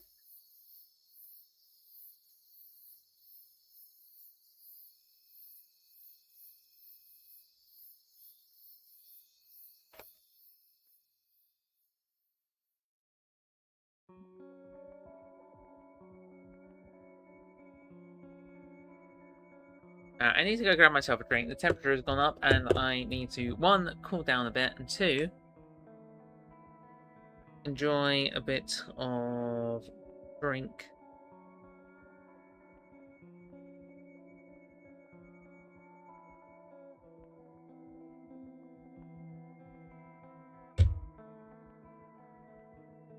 Alright, I'll be back in a moment. Just get myself a drink.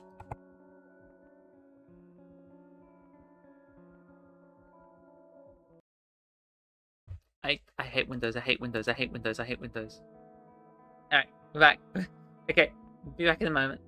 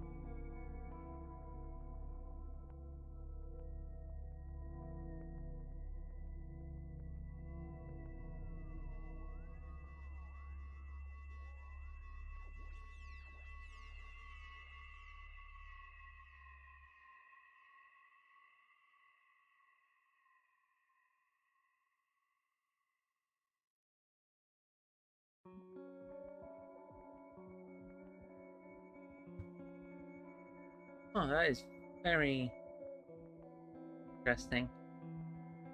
Okay, I'm gonna be honest. I said interesting, and literally the same frame I started saying interesting, Maiden also said interesting.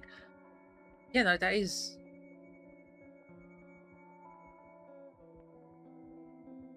I'm trying to think of the right word. It's different, but I don't mean it in like a bad way. Definitely something. Yeah, I don't have a word.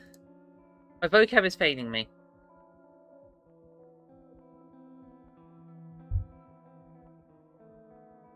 I pray to my sacred glass that has a smiling Iggy on it.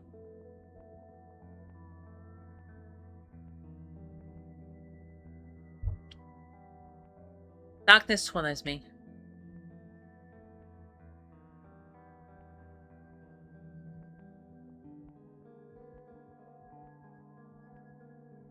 I'm falling! I'm falling! Wait, I'm still on BRB! No!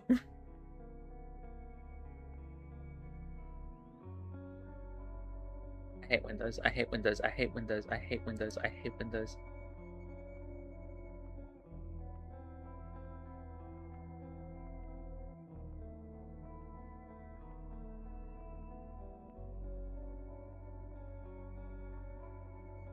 Why can I not interact with my computer? Okay. What's going on?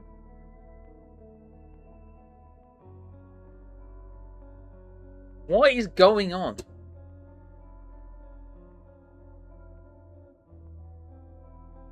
I think Renpi's broken my PC.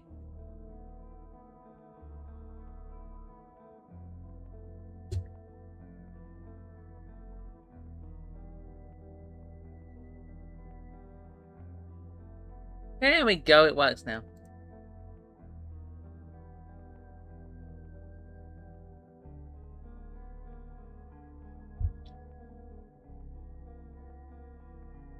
I'm not falling for that shit. I'm falling, shit! Wind whips my hair, my shirt, something water to my eyes. My stomach feels like it's been sucked straight up to my bowels. On and on and on. I think nothingness surrounds me. Consuming me. There's a strange sense of familiarity in the darkness too. Almost as though it's welcoming me back. I reach out. I was expecting someone to grab my hand. But there's nothing. Nothing and no one. All at once, I feel incredibly alone. Iggy! I look around. Where's that coming from? It feels like it's coming from everywhere and nowhere at all. What do you want, Iggy? What do I want? What kind of question is that? What do you wish for more than anything in the whole world? That's... I don't know. I think about my life. Think about my prom in the Brookside. Think about my friends, Bucks and Huna, Gidget and Orlem. So. I clench my eyes shut tighter. My heart feels confused. Like it wants something, but doesn't even know what. Somehow it thought so terrifying I'd rather just not want it at all. Don't know. Don't know what I want. Fingers are starting to tingle. First tiny nibbles of numbness, then building into an incessant zaps of electricity. Up, up, up my arms I go, growing and growing into my chest, my stomach shooting up and down my legs. And loud, so loud I can't hear, can't think. And just when I think I can't take it anymore. My mind goes blank. Determination mention. Onion, are they sure? Are you sure you're not going to like just be given a knife and told to stab the earth, focusing all of your will into a blade?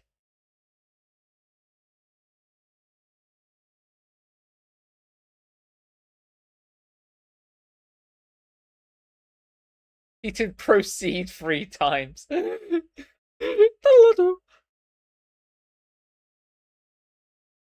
Iggy. I hear my name. That voice again. One thing I find funny is that was it TS Underswap? Originally had proceed as the command on the murder route, and Deltarune Chapter 2 released it, and they quickly changed it.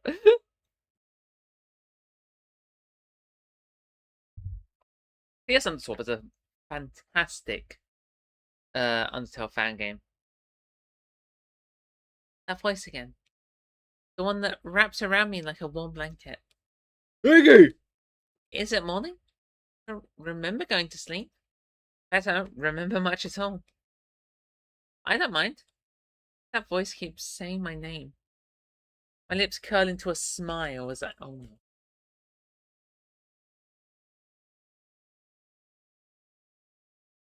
I need to change what's on charge. I'm going to charge my my new badge. It does have a battery. It has a battery power, but I don't think the board can charge it. So I also have a charger for it. So I'm just gonna plug that in because what I was charging is now charged. Yippee! It's the tiniest freaking circuit board. It's probably the size of a AAA battery if you folded it in half. Also, don't fold AAA batteries in half.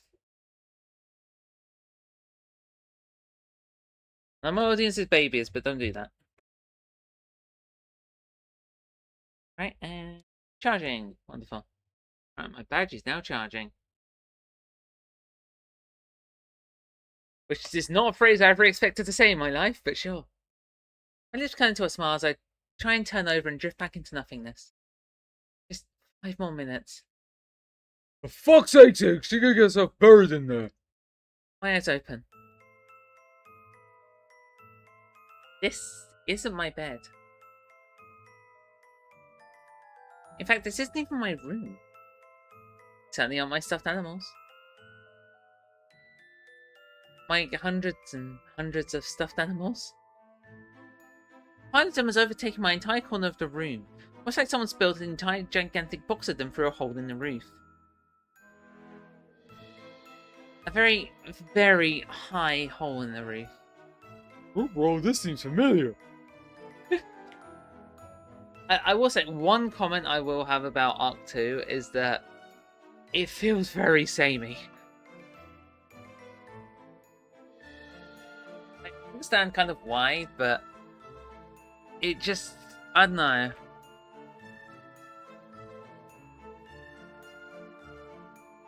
It feels like the shenanigans don't really start until, like, the Arc 3. They showed the hole. Damn right they showed the hole! I think they showed the hole in Arc 1 too. Stare up at the same hole now, blinking in silence. Right, Onion have... Gainzo jump scare. I'm sorry, Onion, I'm sorry! An orange-capped head overtakes my view. In the remaster. Yeah. Yeah, I think they show it in the remaster in Arc 1 as well. Good morning, starshine. The Earth says hello. Gainzo. That is just adorable. I'm screenshotting that.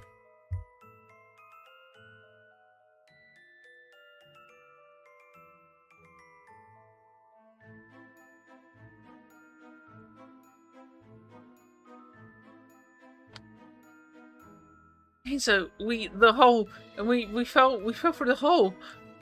Very good, Iggy. We did fall through the hole. So you yanked me up by my wrist, extracting me from the pile of animals. Genzo using the 0.1% of his cursed energy. Yeah, actually, this wasn't drawn. Genzo willed this into existence. It takes every ounce of concentration I have not to fall straight back to the floor. And now, we're at the bottom of the hole. Because that's what happens. Fall down a hole.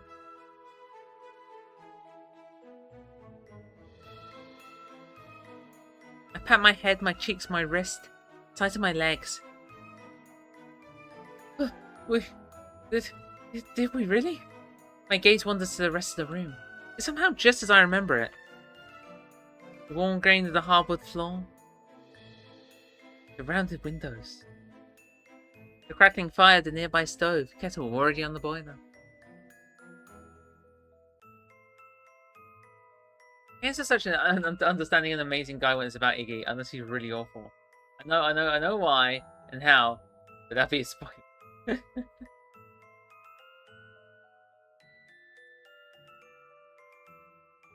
Based Gainzo.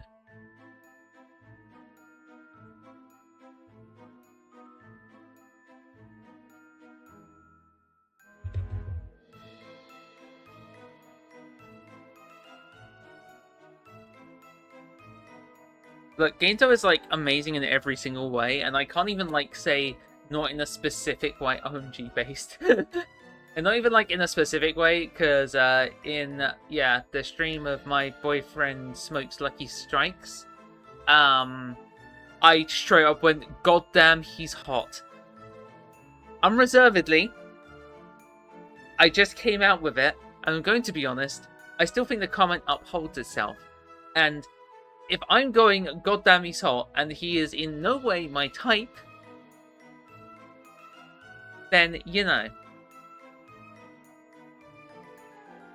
he has to just be amazing in every... What's Gainzo going to do next? Own up libs.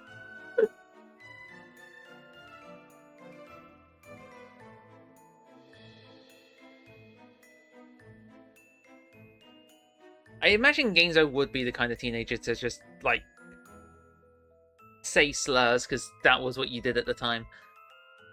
Gainzo owns up libs. And I'm not saying Gainzo would ever do something like that to, like, be horrible. It's like how people used to say, oh, that's gay. That's so gay. That kind of thing. I'm only a couple years younger than... I'm only... Like, I'm not that much younger than the cast. So, yeah, I kind of know. I remember saying stuff was gay as a teenager. Look at me now. I have a freaking rainbow lanyard.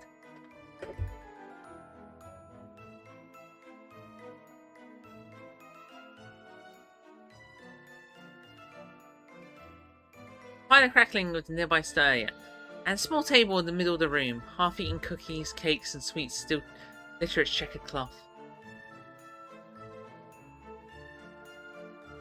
This is... There's some grade A fucked up shit, that's what it is. But hey, what else is new? Am I right or am I right? The sound starting on my wonderment. Wonderland. Wonderland. And turn back to Gainzo. He's currently setting out the stability of one of the chairs. I realize that at that moment he's not wearing his sunglasses. Gainzo, where are... Except I don't finish. Because Gainzo was trying to look at me. Like, at me. Dark brown eyes diluting just slightly as his focus shifts. I step back so quickly and knock my head against the cover behind me. Oh, Gainzo, you... I rub the back of my head with a wince. Yeah. You mean you actually... You can... What do you want me to do? I'm only gonna lie. I gnaw on my top lip. Does that count? I can't stop staring. The weirdest feelings curling up around my heart. A mixture of guilt and... something else. Worry? Embarrassment? Gainzo scowls and jerks his head away. What am I? New exhibit at the Louvre? Get it out already. He adjusts his cap with obvious discomfort. Besides, it's not like it's permanent. Yeah, but still. You're not even at all... Oh yeah, I had my big teary-eyed moment, curled you in my arms, as I wept like a fucking baby. Someone even started playing I Can See Clearly Now. Loudly. On a recorder. Straight into my ear. But fuck that, I ain't gonna let myself get separated from reality. And I'm sure as hell I'm not staying down here any longer than we need to. This is wrong. All of it. We're not supposed to be here. Finally pull my gaze away, attention returning to our quaint surroundings, a nostalgic smell of spice curling up inside my nasal cavity. Bring my hand up to my hair, trying to calm my errant curls. Suddenly feeling very self-conscious of how I look. can't argue with that. Somehow it... I don't know, it feels like we're looking behind curtains at something we're not supposed to see. I will say though, Iggs, you turned out exactly how I pictured in my mind. He puts his hands on his hips. This shoots my head up. Oh? How's that? Like a loser. You fucker! I jump him before I can stop myself, hands grabbing the collar of his jacket. He laughs. And then just as quickly as I come rushing over, he throws me down and pins me to the floor. My head rings from the impact. Damn, haven't been able to do that in a while. My vision stabilizes. I look up to it, see him staring down at me.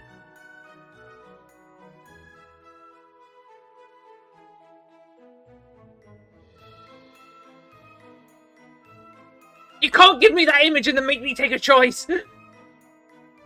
That's not fair! Look at them! I want to cut the image out and make them smooch! Really, you fucker? You know what? I'm moderating on my phone. Give me a moment.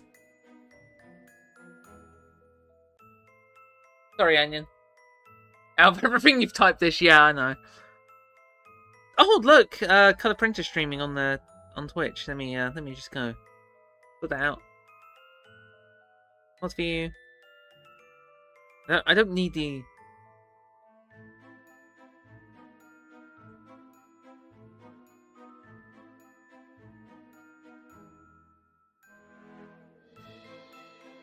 I can't... Are you kidding me? I can't see the blocked message on... What's the point of mobile? Okay, I'm just gonna have to click out the window. I didn't want to do this. Allow.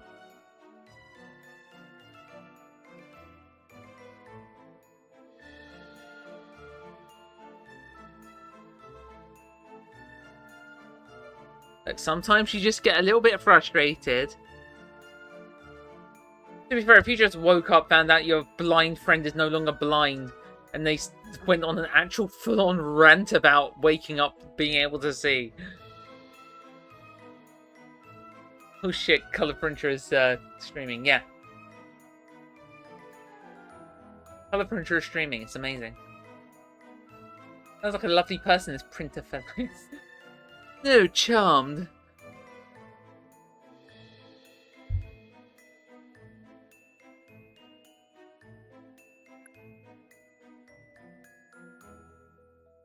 That's correct.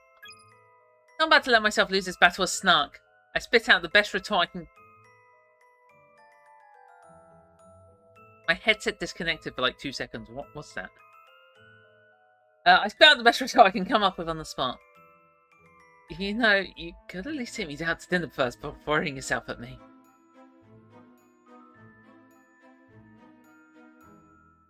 He jerks his hands away as though he's just touched a hot poker.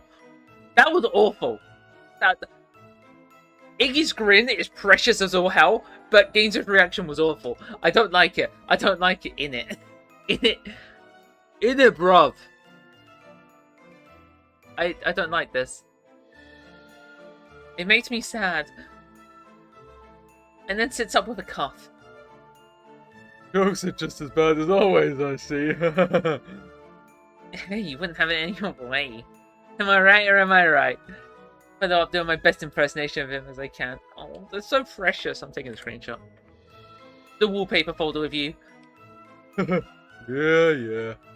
Asa just rubs the back of his neck, his eyes somewhat strained. He looks away, turning his attention back to the room. Damn, all the memories though. He pushes himself back to his feet. Remember the first time? We had no idea how to get back, so we just piled into bed because we were so fucking exhausted. Fred glanced back in the bed in question before following suit. It looks so small now. But back then, it had to fit all 5 of us. Well, mostly. Really sure I kicked all of them off. It's true, though. The more I look around, the more comes back. Starting out nothing but more than flickering images. Like snowballs running themselves into fully fledged memories. 5 of us huddled beneath the blankets, tired and scared, unsure how we're gonna get home. Going to wake up the next morning back in our own beds as though nothing had happened. And then Then later that day, we'd all been too scared to say a thing, just sitting there, picking at our food, silent as the grave at lunch. Till Gainzo popped the question we'd all been waiting for, as it had been the floodgate had gone off. All of us laughing, recounting our adventures, excitedly planning for when we'd go back next. The thought of it brings joy to my face, and I had let my phone trace over the back cover of the bottom bedpost. You think the rest of these fuckers are real then? Gainzo says so softly. I'm not sure he talked to me at first. Then I turned from the bed to find him investigating a kettle. He pokes it with his finger. Then immediately pulls away with a wince, bringing the tip to his mouth.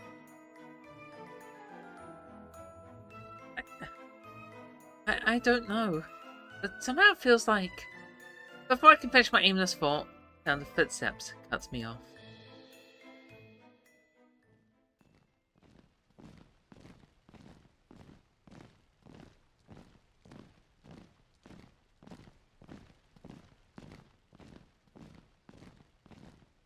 Heavy.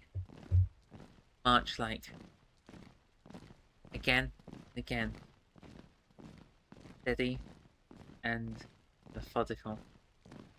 For a glance at Gainzo.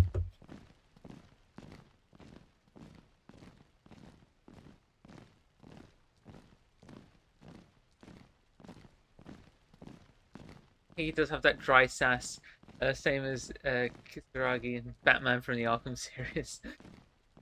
Ah, Girona! It's those gosh darn rabbits. For a glance at Gainzo.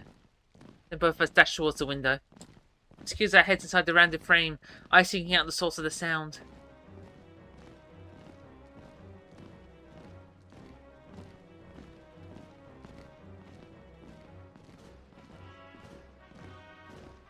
But even as I'm crouched there, waiting, a trickle of dread begins pouring at my bowels. Almost as if I'm watching a scary movie and I know there's a scare coming. I lick my lips. Tighten my fingers around the sill. And then they come. 2 by 2, they round the corner. Crisp and methodical. Spears swinging in sync. Guys, I think I found the glue. Looking at dead mushed corpse of the rabbit. Oh.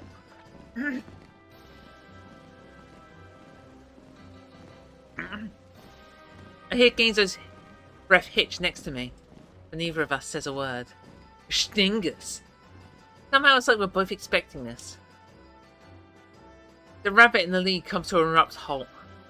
His ears are standing straight up like lightning rods baiting a storm, and his nose twitches once, twice, 3 times. He spins around and the rabbits behind him jump into gauche salutes. The dread in my gut is building. I feel myself starting to sweat. Oh, see! Oh, see! The high-pitched squawk rattles the window pane. I bring my hands to my ears on instinct. No. I don't want to see this. I don't want to see this. The other rabbits seem confused. They remain quiet, simply wrenching their heads back and forth in spite of some unknown entity. Secretary 218, you overgrown rodents!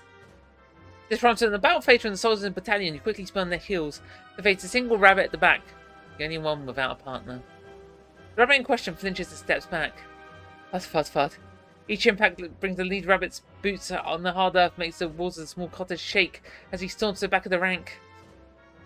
His next words are screeched less than an inch from the lone soldier's fidgeting nose. I told you to keep that fucking line stintry! I pause. Grabs the other rabbit's ear, half yanking it out of his skull to read what looks like to be some sort of metal tag affixed to the mangled cartilage. 104! He lets go of the ear and 104's head jolts backwards. So tell me then, where is 218? I slam my back to the wall. This is new. I don't want to watch. I know what's going to happen. I don't know how I know. I know. Something toxic yaoi. What? Doing one without a partner. I think that's referencing me. Oh my god, this is all new. What the hell? You okay, X? I'm fine. Except I don't know what to say. I don't know how to explain it. The overwhelming sense of dread currently paralyzing my body. Gainzo watches for a second, not saying anything. Then returns his gaze to the window. I see him wince. Twitch. But when his eyes start to bug out of his head, I quickly twist away. Hands tight around my ears, I stare at the far wall. Stare at the pattern of the bedsheet to try and summon that mental image again. All of us in the bed. Cozy, warm. Someone tucking us in, reading us a story, kissing our heads. In my head, I glance up and see a pair of long, creepy ears. Fuck! They shot me back to reality and the rabbits outside. Something toxic yaoi. An Instagram post. Well, now I have to check it out. You're distracting me from horrific crimes against the rabbit.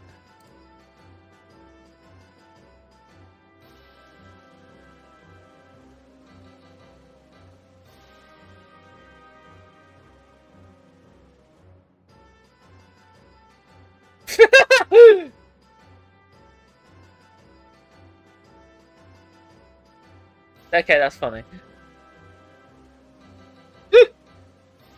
No showing it on stream, but that was funny. That's between me and chat. Not even in a weird way. I just can't be bothered to change sources. I'm having enough technical difficulties as it is just trying to play this. The concept of eggs tormenting Spamton is really funny. Protein.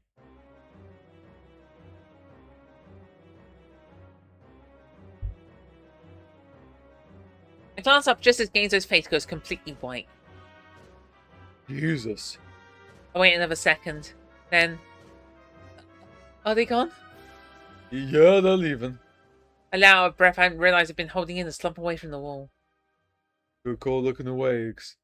Definitely gonna have to see a therapist about what I just saw in 5 years. Well, what happened down there? I finally managed. Something I wasn't supposed to. That's for sure. Throws another glance at the window. We really going out there then? I sigh, run a hand through my hair.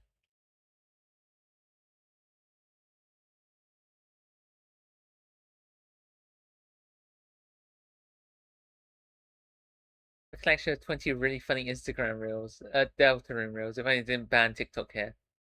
Hey, if they didn't ban TikTok here, I would have banned it in my chat. We don't take kindly to TikTok here. And by we, I mean exclusively me. I don't use it at all. I've never used TikTok. Now's your chance to openly just call me old, okay? I also don't play Roblox. I'm dark and edgy. I did. Like, teenager. I think it's very different. Obligatory zonk. I think. Okay, that's fair. I mean, do we really have a choice at this point? Or this feels like I bring my hand up wistfully. Like everything's made up and the points don't matter? I should gain out 13. Look. Oh, I might need to make that sprite sticker on Discord. Oh, I have a Arc 5 Gidget sticker. I've had it for ages. It's one of my looks of disapproval. Hey, my life is basically an improvised tragic comedy already. How much worse can it get? I don't respond. There's something chilling in my gut telling me it's about to get worse. Oh, boss.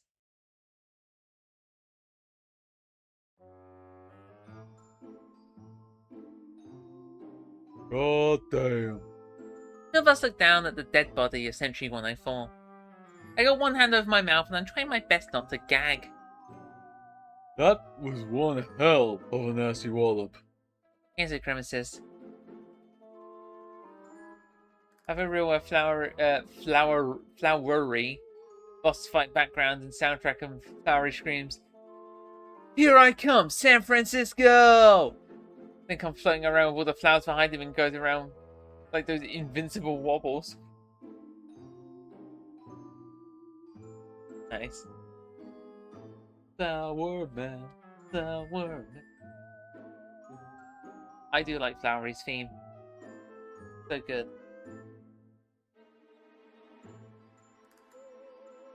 I just had a new wallpaper come up. Mitsuru from Persona 3 with what I can best describe as yaoi arse chin. Oh, for Maiden, why'd you trip the sensors? Big homo! I'll allow it.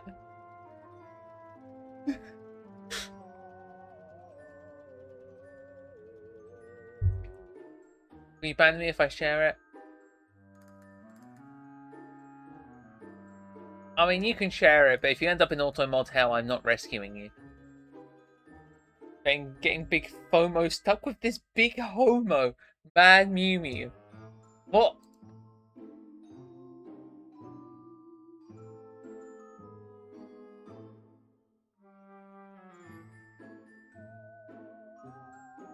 Counter the Doors Jam Delta remix. Real chunker. Another pause. I mean, not really. Most of heart. And another. Look at the way his brain's squaring up between the cracks of his skull. And so your commentary is not appreciated. Let's be honest, when is it ever? I ignore him and glance instead. At our surroundings, my stomach's still turning flip-flops.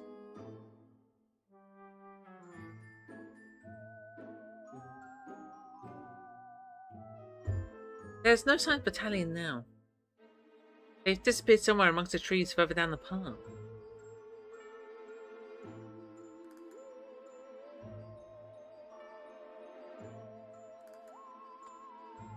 Not that the right way feels any more promising.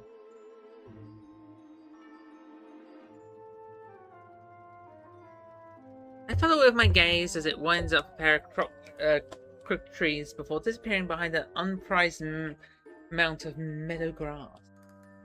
Which way then? I would suggest we don't follow the homicidal rabbit, but that's just me. Can't muses.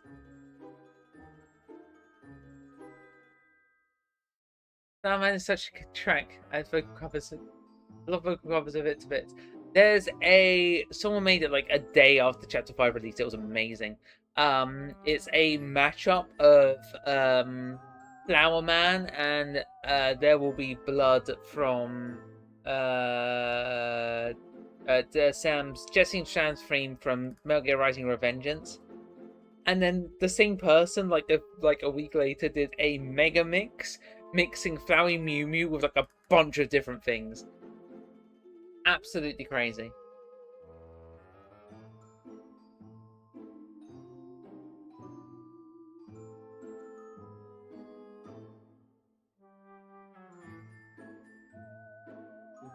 Yeah. Both paths are still and empty, and for the life of me, I can't form a clear mental image of what's down either of them. My memories are too scattered and vague. So, chat, we gotta go down the left path? Or... we gotta be like Stanley and enter the door on our left, or we could go down the door on the right.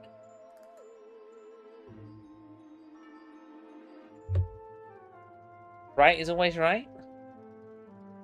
I mean, that's fair.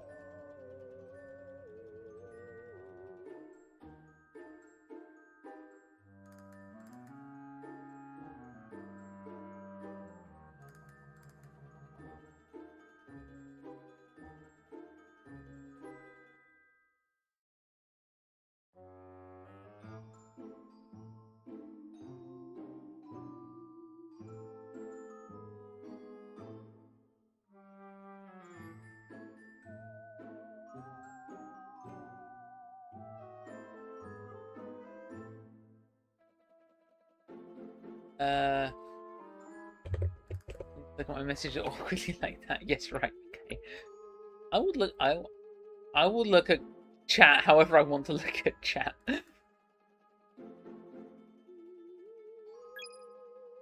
Oh, go right then. Excellent choice, Mon Captain. It's quiet as we walk. All clusters of fiery red corridor. Us in a river of dirt directs us left and right, like the waters of a canyon. Capritan? Above us, the sky glitters a sunny orange. On either side, strange flowers of blues, purples, and dot the grass between trees. Alright, I forgot to ask. His hands are in his pockets. Huh? What'd you wish for? I blink. Frown. My thoughts go back to that voice. The feeling of emptiness as I fell through the hole. Confusion. The uncertainty. Maybe the tiniest twinge of fear? Fear? What am I afraid of? Iggy, you just, didn't see someone get, their head caved in. I think you have a lot to be afraid of right now. I shake my head to clear the thoughts. Nothing, I finally say. Nothing. I look away, forcing a shrug. Guess I, didn't think of anything. Damn, guess you got it made, huh? Gainzo laughs. I don't respond. I chew on the inside of my cheek and glance over at Gainzo. I don't got used to seeing him without glasses. Walking like that, looking at me. Half me's nervous about it. Nervous about what it could do to him. Having to go back to reality after this. Nervous that he might actually want to stay here. Somehow, I don't know.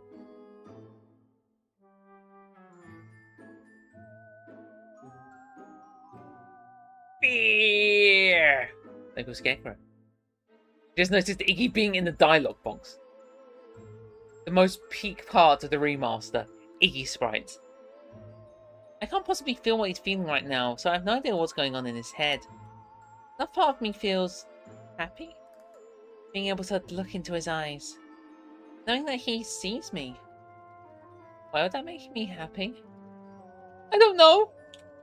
What? He sees what I look like and didn't go running for the hills? Didn't start treating me differently? Still smiles at me? Iggy, don't look at me! Somehow that smile is like the little squeeze he gave me on my shoulder only the day before. Warm and reassuring. Non-judgmental. We're around another corner and this time the path opens up into a small clearing. An outcropping of rocks overlooks a small pond on the other end. From its peak flows a miniature waterfall, light reflecting off the steady drizzle.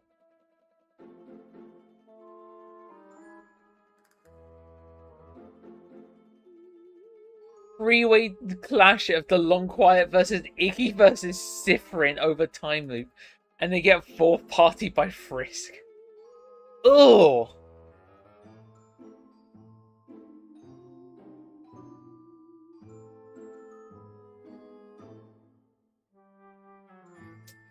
Maiden. Better question. Long Quiet versus Iggy versus Sifrin versus Flowey. Why did Kara make you free like Gainzo?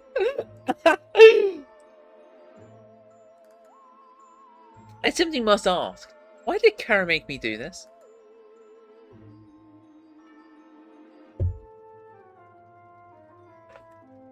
Why did Kara make me take a 3% physical instrument check in Disco Elysium last stream, which I successfully did?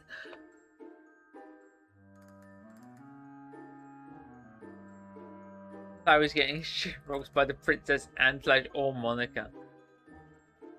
I take a step towards the pond. I need to gasp and step back. Wait a minute. This exact pond. I know this pond. Fuck! It's happening again. What is it, Lex? It's just... That's when I see it. The rabbit soldier coming around the corner. I take a step backwards, then another, then quickly sits on my heels and slams straight into Gainzo. For one fleeting moment, he somehow keeps his balance. Then his feet twist beneath him. He goes down. Standing hitting the sound of him hitting the ground sends the rabbit skyward. His head jerks in our direction. Who's there? His spear is already at the ready. Shoot. Gainzo scrambles to his feet.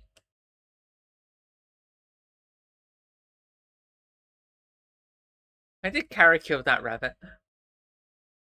Why did Kara make me choose all the wrong choices in life? Death choices in Wonderland.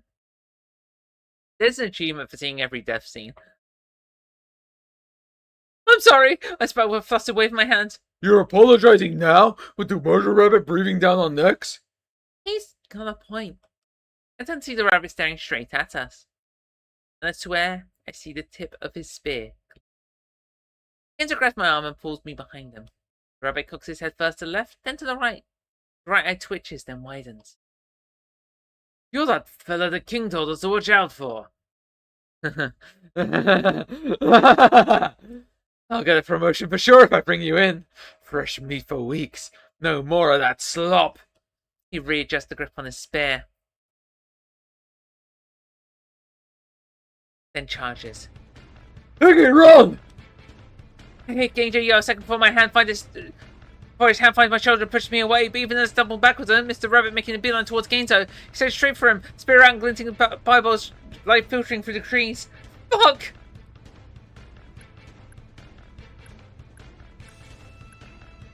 Alright, well I know what Onion's opinion is going to be. Maiden, do we push Genzo out of the way or run? The flowery sing pacifist route in that fight made me want to strangle him. Actually, yeah, no fair. That one was like a, oh you bastard. That was like a you have crossed a line, my friend. Do not push Genzo. Yeah, no, do not push Genzo. Okay, I'm running then. Run. Genzo seems to know what he's doing. As much as it pains me to do so, I put my trust in him and do as he says. Make it about 5 flying leaps away before I glance back just in time to see Genzo narrowly avoid being skewered by the rabbit's spear. The rabbit goes careening past him, plunging his head of the spear into a tree instead. Thank fucking God. Just as I turn back to look where I'm going, I gradually trip over a stone in the middle of the path and hit dirt. Or not dirt. But I don't have time to finish my self-deprecating thought. Because in the next moment, Genzo has me by the collar and is yanking me to my feet with a harried huff. You chose now to be a clumsy-ass motherfucker! I stumble after him, weaving a few white cuts while falling a step behind him. I didn't choose the clumsy life. The clumsy life chose me. I say between choked breaths. I see Genzo shake his head in amused disbelief. We go flying down the path away from the dense outcropping in the trees and along the slowly gurgling river. I'm just about to turn back for any sign of the rabbit from when Genzo goes skidding and halt next to me. I follow suit, eyes growing 10 times the size of my head. The ground in front of us is no longer, well, ground. It's soft, lumpy, and pink. A giant slab of lobbing flesh splayed out across the path. Wide. 20, 30 feet across. It's a tongue. It's connected to the largest eyeball I've ever seen my entire fucking life. Round and wet and sitting on the side of a cliff face as I perched up a crone. Max potential bunny is after you, no time for jokes, okay.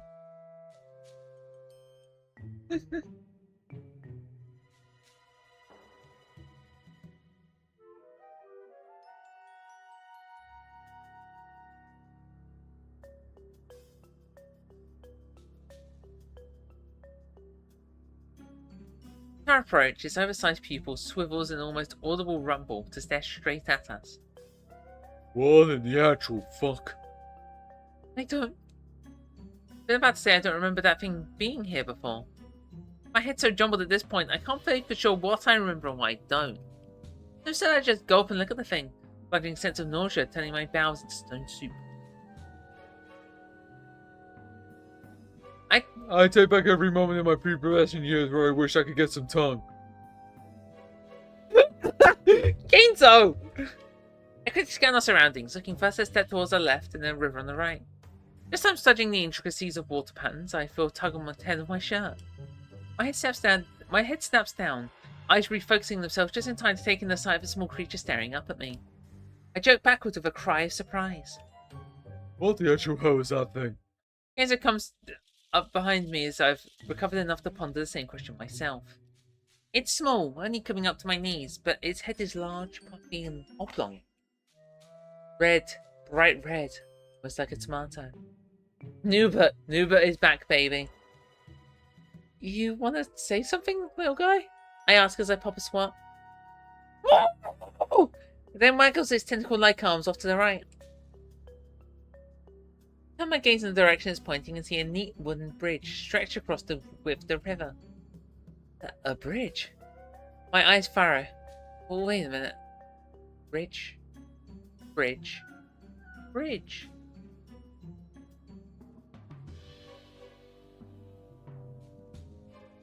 Why is the word bridge sticking out to me like a sore thumb deep in my recesses of my mind? It must be Genzo's too. Something's not sitting right with me about this, X. The creature then continues to joggle its arms happily. It suddenly seems like it wants to help us. But Genzo's right. Something feels off. Really off. In fact, the more I think about it, the more the feeling grows. Tiny prickles, like teeth sinking into my skin, are up and down my arms and neck. There you are! I spin around. I see the rabbit at the end of the path, spear pointed right at us. Heart promptly goes into my stomach. Fuck! Genzo takes a step backwards. Even our tiny acquaintance brings its arms to his mouth in fear. I can see the rabbit rearing up for a charge. I have to make a choice now. The bridge or the tongue?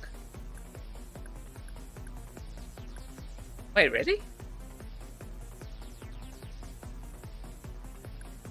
Wait. I thought the game auto-chose for you. Because last time the bridge killed. Do we want to go bridge or tongue? Last time the bridge did kill us.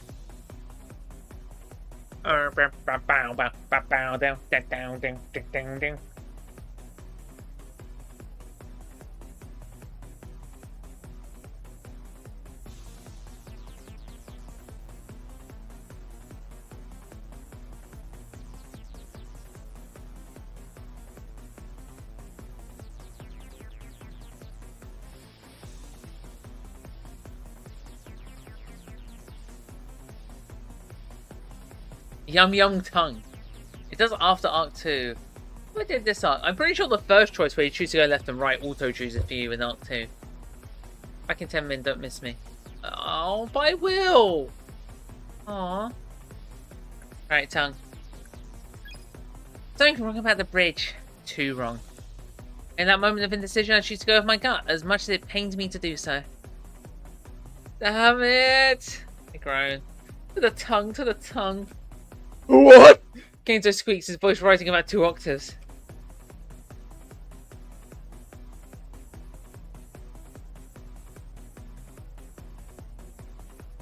Oh.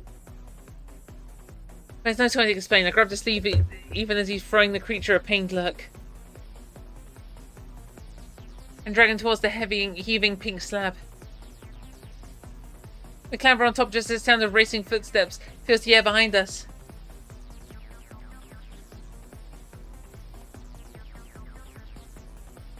Oh, I pressed the wrong button. Immediately, I roll forward to escape the edge of the rabbit's potential grip, flopping down the frosted porous mass. Once Genzo's safe next to me, I throw a glance back to see the rabbit glaring at us angrily from solid ground. He's not following us. I muse. Genzo jabs angrily at his chest. I wouldn't follow us. He has a point. All the more reason for us to get across this thing as quickly as possible. I push myself shakily to my feet and try and take a step. I promptly fall and slip face back into Pink's pulp. Next to me, Genzo's crawling forward on all fours, his face betraying his disgust.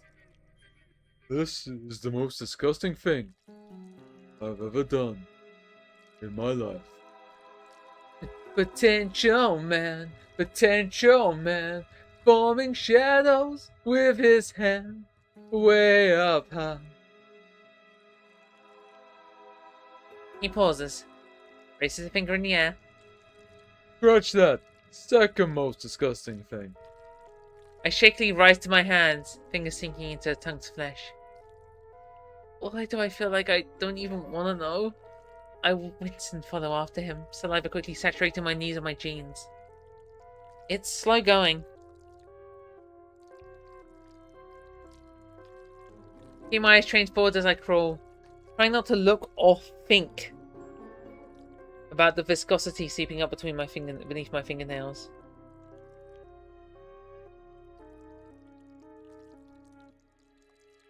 We were halfway there, halfway across the vast ocean of pink.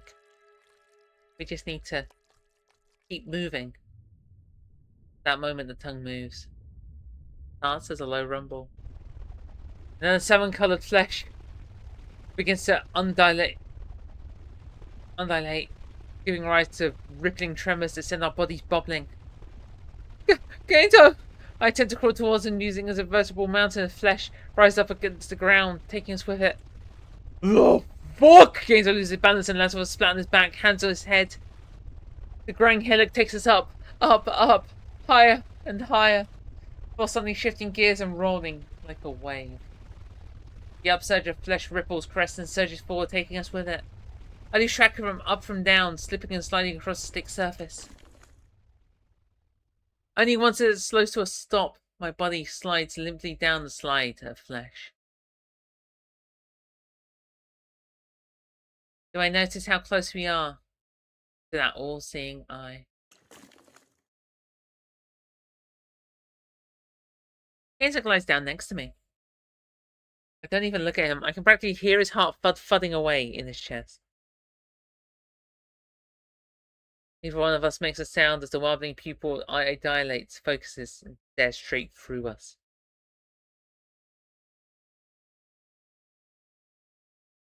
I can see tiny twitches of movement, just ever so slight, jumping back and forth between us. Swish noise. Alright, swish noise.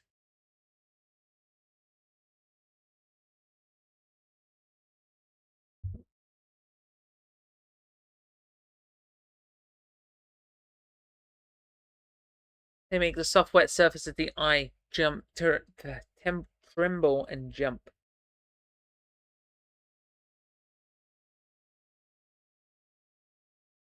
Quiet. Moisture dribbles down my forehead and cheeks, past my collar to stick on my spine. Quiet. My hand moves before I can stop it. Taps down across top Gainzo's. Seeking out that safety, seeking out that one feeling that could possibly calm the panic rising in the back of my throat. I catch Gainzo shooting me a look of unsure bewilderment as my fingers cling to his knuckles. Before either of us can do anything, a sudden shadow overtakes us. The slab of wet flesh engulfs us both at the same time.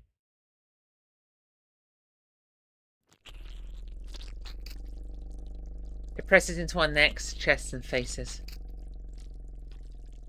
Squirming and wriggling as I wrench my head to the side with a gasp to keep from suffocating. The globules of sticky saliva drip to my head, into my curls, drip over my eyes. It oozes and crawls up and down my skin, grinding into my hair, slurping my ear, my chin, my collarbone. Panic's riding up again, roaring at my chest. I can't breathe. Can't see. To my hair and ears and pressing against my mouth. My hand's so tight around Gainzo's now, I can feel it shaking. That's when Gainzo's hand moves. Twists away and out my grip. For a moment, my heart freezes with cold dread. Whoa, Jaboner! Then it twists back, repositioning itself for a sticky sliminess of saliva, so I can take my hand properly, fingers intertwining with my own. My heart. My beautiful, beautiful heart.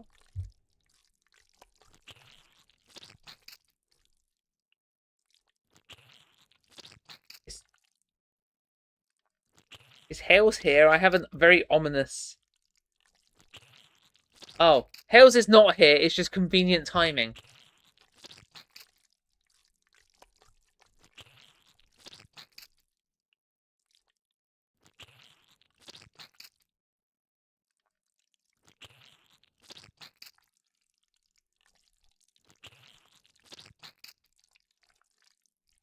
What? The timing of that? What the hell?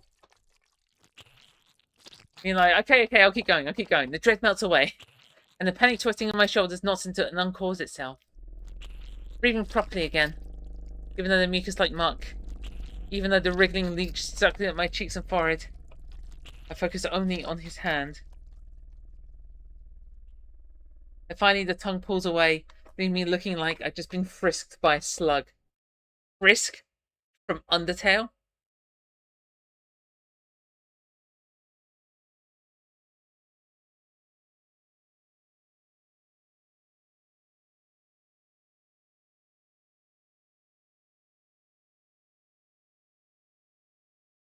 I peer over the blurry lens of my glasses at Gainzo, who looks similarly depreciated.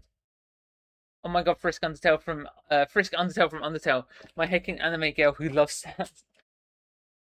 Hey. Hey. There is like artwork of Genzo dressed as Sans. take that in your pipe and smoke it, maiden. If I never have to experience that again, it'll be too soon. But no sooner as Genzo's smart retort left his mouth than the giant watery pupil of our captain moves. It whirls backwards, pulling a full circle before returning to its previous position. Only this time sporting thousands and thousands of tiny lines. One of the lines pops open, revealing another smaller eye, followed by another, then another, popping open the hundreds of countless dots of white atop the shuddering surface. Then the biggest line of them all, one that bisects the entire eye. Split open with a giant roar! My pipes are in the wall. I always want to be appetizing, but not like this! Genzo screams as the creature shrieks again. Behind us, the tip of the tongue has uncurled itself, and now the entire tongue is rising, tilting, foaming, while monstrous slides of doom that end straight inside the nightmare's mouth. I scramble in motion, but the higher the tongue that tilts, the further I slip. All I can do is keep from hobo gagging straight down to the overminding maw. Iggy! From my panic, I see Genzo branching what appears to be a screwdriver. Never leave the workshop without it. Genzo, is this really time for... Before I can finish my question, he slams the sharp metal into its equivalent fresh to the tongue. The reaction is immediate. The beast howls so loud that it feels my heart twist into a vegetable nothingness. Then my tongue jerks, fails, and whines in pain. Grab onto me! Don't have to be told twice.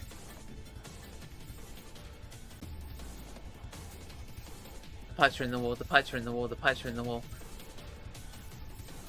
I nudged myself again to and latched into his wrist. Never before have I held on to something so tight. I dig my face to his belly, my breath hot against his squabbly exposed skin. Focus on Genzo. Focus on Genzo! I close my eyes, clinging tight as I can, before trying to block everything else out.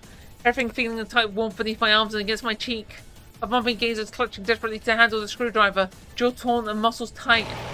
Another roar from down below, but it's getting really angry now. The tongue bucks and thrashes. Somehow I keep my grip on Genzo, and somehow Genzo keeps his grip on the screwdriver. The roar morphs into a wail, and at the moment I feel something on my leg. It clenches around my ankle with a snap, jerking me for a good few inches onto Genzo's waist. And now I was caught surprised and tightened my grip. It's another tongue. The second tongue has hit Iggy. Once long and thin and still very much porous and pink, and it's curled itself around my leg and is cutting off circulation on my foot. This hasn't happened before. Happened before? How could this have happened before? I shake my head, shake my leg. The grip remains strong and its gloves give another tug. So I squeeze my arms around Genzo. I feel myself slip into another inch downward. Genzo. I see him readjust the grip of the screwdriver, his fingers shaking. Another tug, hard this time. I've slipped down around Genzo's knees at this point. If he eats this up, we can both pull us both down. Unless... How'd you like my Dorona?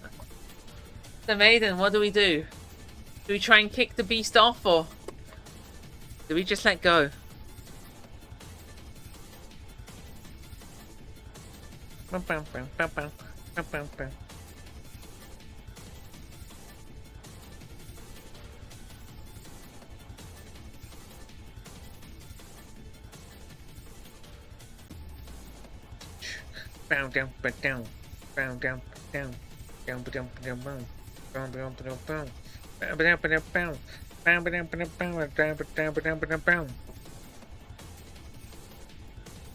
Still here?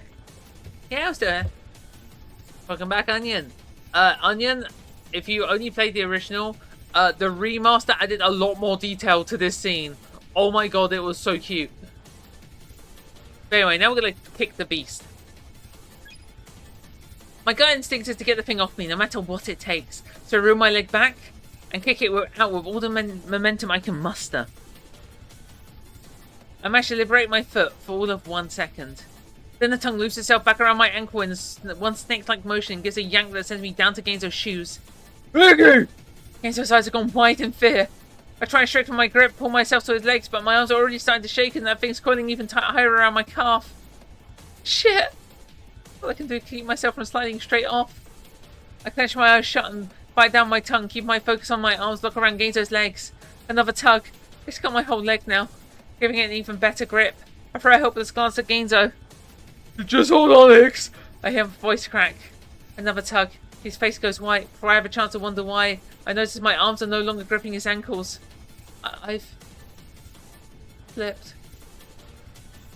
My stomach flips towards my throat. Pink flesh, the tongue below, looms suddenly closer. Closer, closer. Then with whip-like efficiency, the miniature tongue gripping at my legs jerks me back and towards the open maw of its eye, like a frog catching a fly. It all happened so fast. 1 second I'm looking at the golden glow of the sky. Then next, my world goes dark. I slam down hard on the spongy surface, the impact knocking the breath out of me and rattling my vision. I feel myself sliding. Panic wells inside my chest and I throw my arms out in an attempt to stop my descent. I see the glimmer of freedom up ahead and past its jaws, but it's growing smaller, fainter. I claw desperately, fingers grappling, feet digging. For a moment I actually start to move forward. Then something shoots out from behind me and latches to my arm. It's another one of those tentacle-like objects. This followed by another and another. One wraps around my leg, around my waist, around my neck. I stretch, struggle, grip around my throat as I try and push forward. I'm gonna be honest, I saw this image in the trailer. I'm like, what is that? Is that a new scene? It was not a new scene. I've never gotten this scene. I tried to let go originally. But they're all over me now. Coating me with sticky goop that coats my tongues, my eyes, my mouth, my squished between my fingers. Down, further and further. The light's growing smaller and I can't do anything about it. Enzo! My mind gives one futile cry for help. I'm falling back.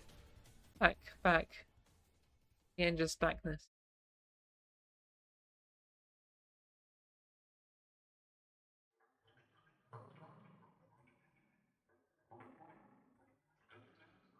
I'm floating.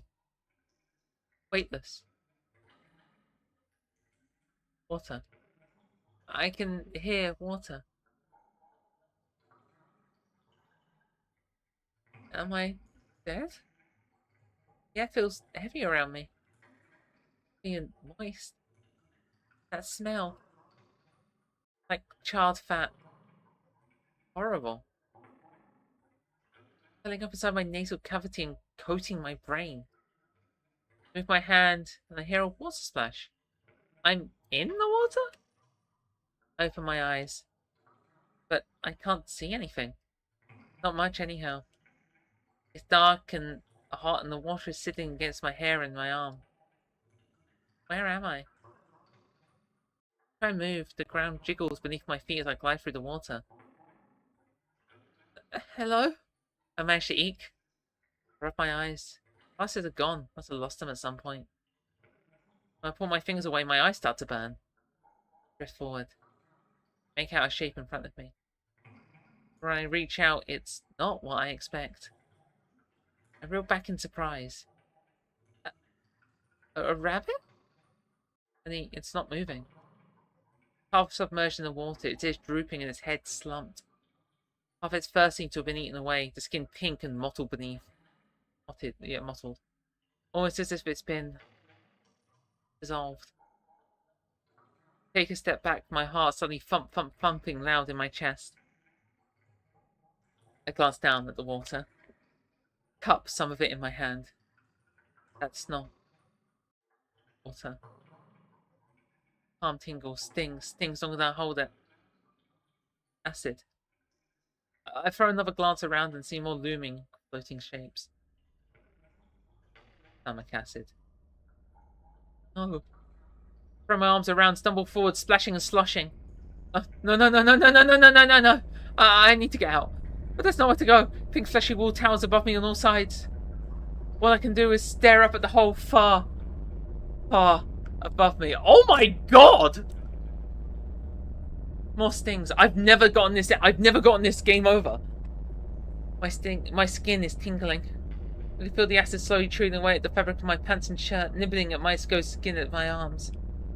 It's agonizingly slow. Pecking, picking, nipping at tiny little bites. It's going to be a long time till I die. I'm gonna feel each and every little bit of it. My heart stops as a shuddered gasp escapes my lips. I close my eyes. Let myself sink to the soup.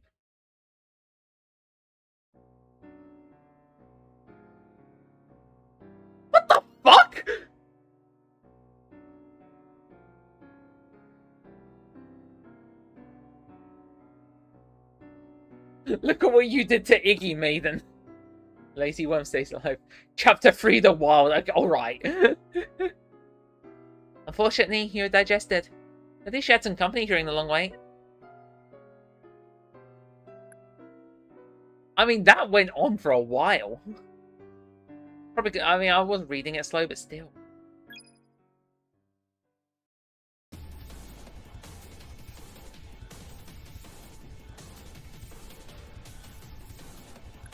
Oh.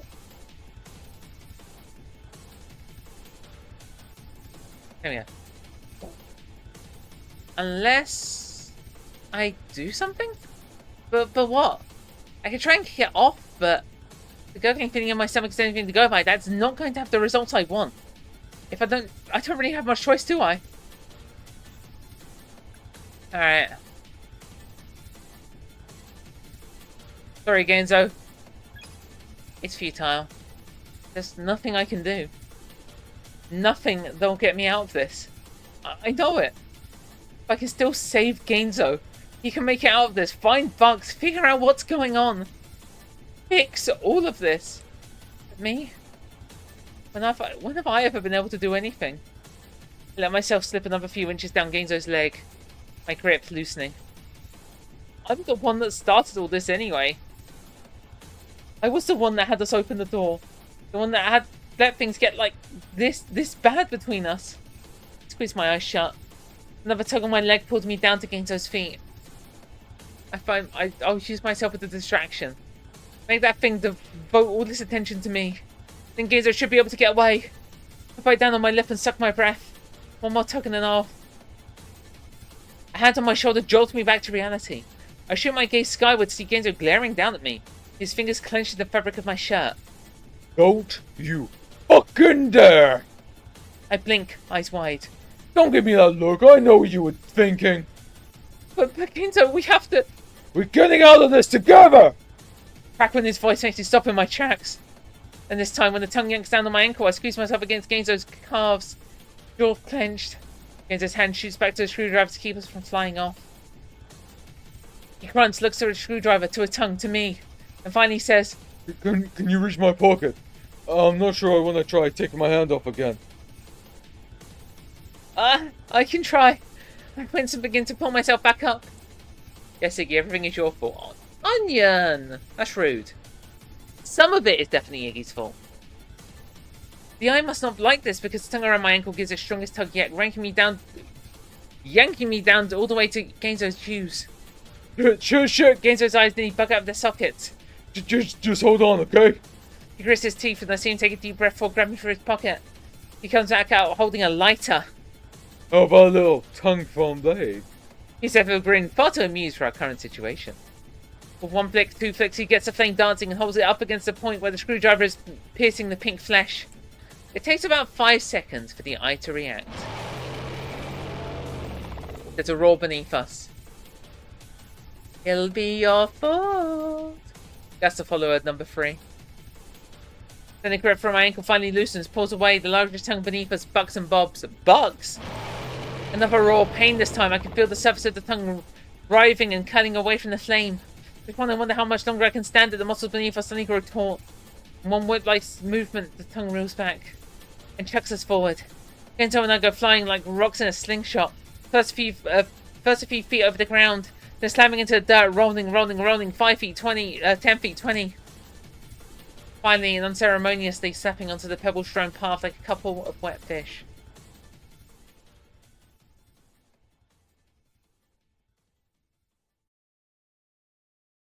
Twin puddles of saliva turn the ground dark beneath us. My head's still spinning. I'm not sure I'm even conscious at first. I open first one eye, then the next.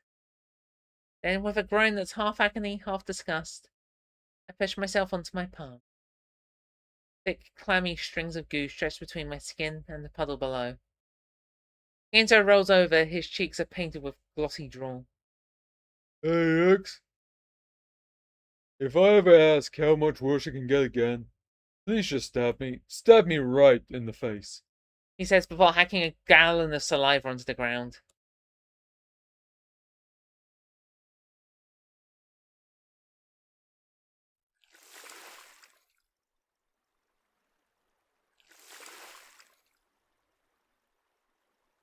That onion, I'm feeling opposite of paternal song. Jeez Louise.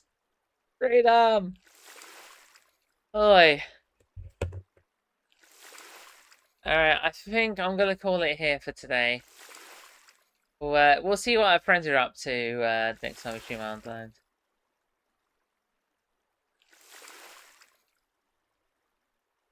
It's Iggy's fault Olin was bullied, no one stood up for him. It's only Iggy's responsibility, not Bucks or Gidget's. Iggy's fault he didn't notice Bucks' Okay. Bucks' problem, not who Nora or other friends. It's sarcasm, yeah. Yeah, I mean, in the flashbacks, the only ones that Iggy 100% you can definitely say were like because of him are Genzo and Gidget. The G's. The G's, baby. But yeah. Gidget better parents. I mean that too, but there is a worrying trend when Gidget has a complete 180 after a coding contest where yeah, I mean we'll get into that later. Gains a bit accidentally happen, yeah. Alright, I think I'm gonna call it for today because I'm starting to feel like a bit tired, so I just want to make sure I don't like overextend. And then if I'm not feeling great, then it's going to reflect in the stream. And then if the stream's not doing too hot, then it's going to reflect on y'all. And I don't want to reflect it on y'all. Okay, when's next stream? Let's say Friday. Unless something comes up, Friday. Yeah, I think that'd be good for streaming. I'll probably juggle Our Wonderland and Disco Elysium. I'll do an arc of Our Wonderland, and then on the flip side, stream that try and stream as much Disco Elysium, then go back to Our Wonderland. So there's a bit of balance. Yeah, right. Something overthink about your mother. How you do with the coffee? Okay. I don't need to overthink about my mother. Everything's good. I literally have a programmed badge to call her out. That's good. But yeah.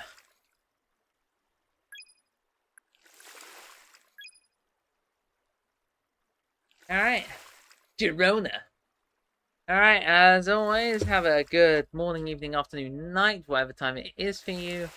And stay hydrated. Bye-bye for now. Take care, you too, Onion.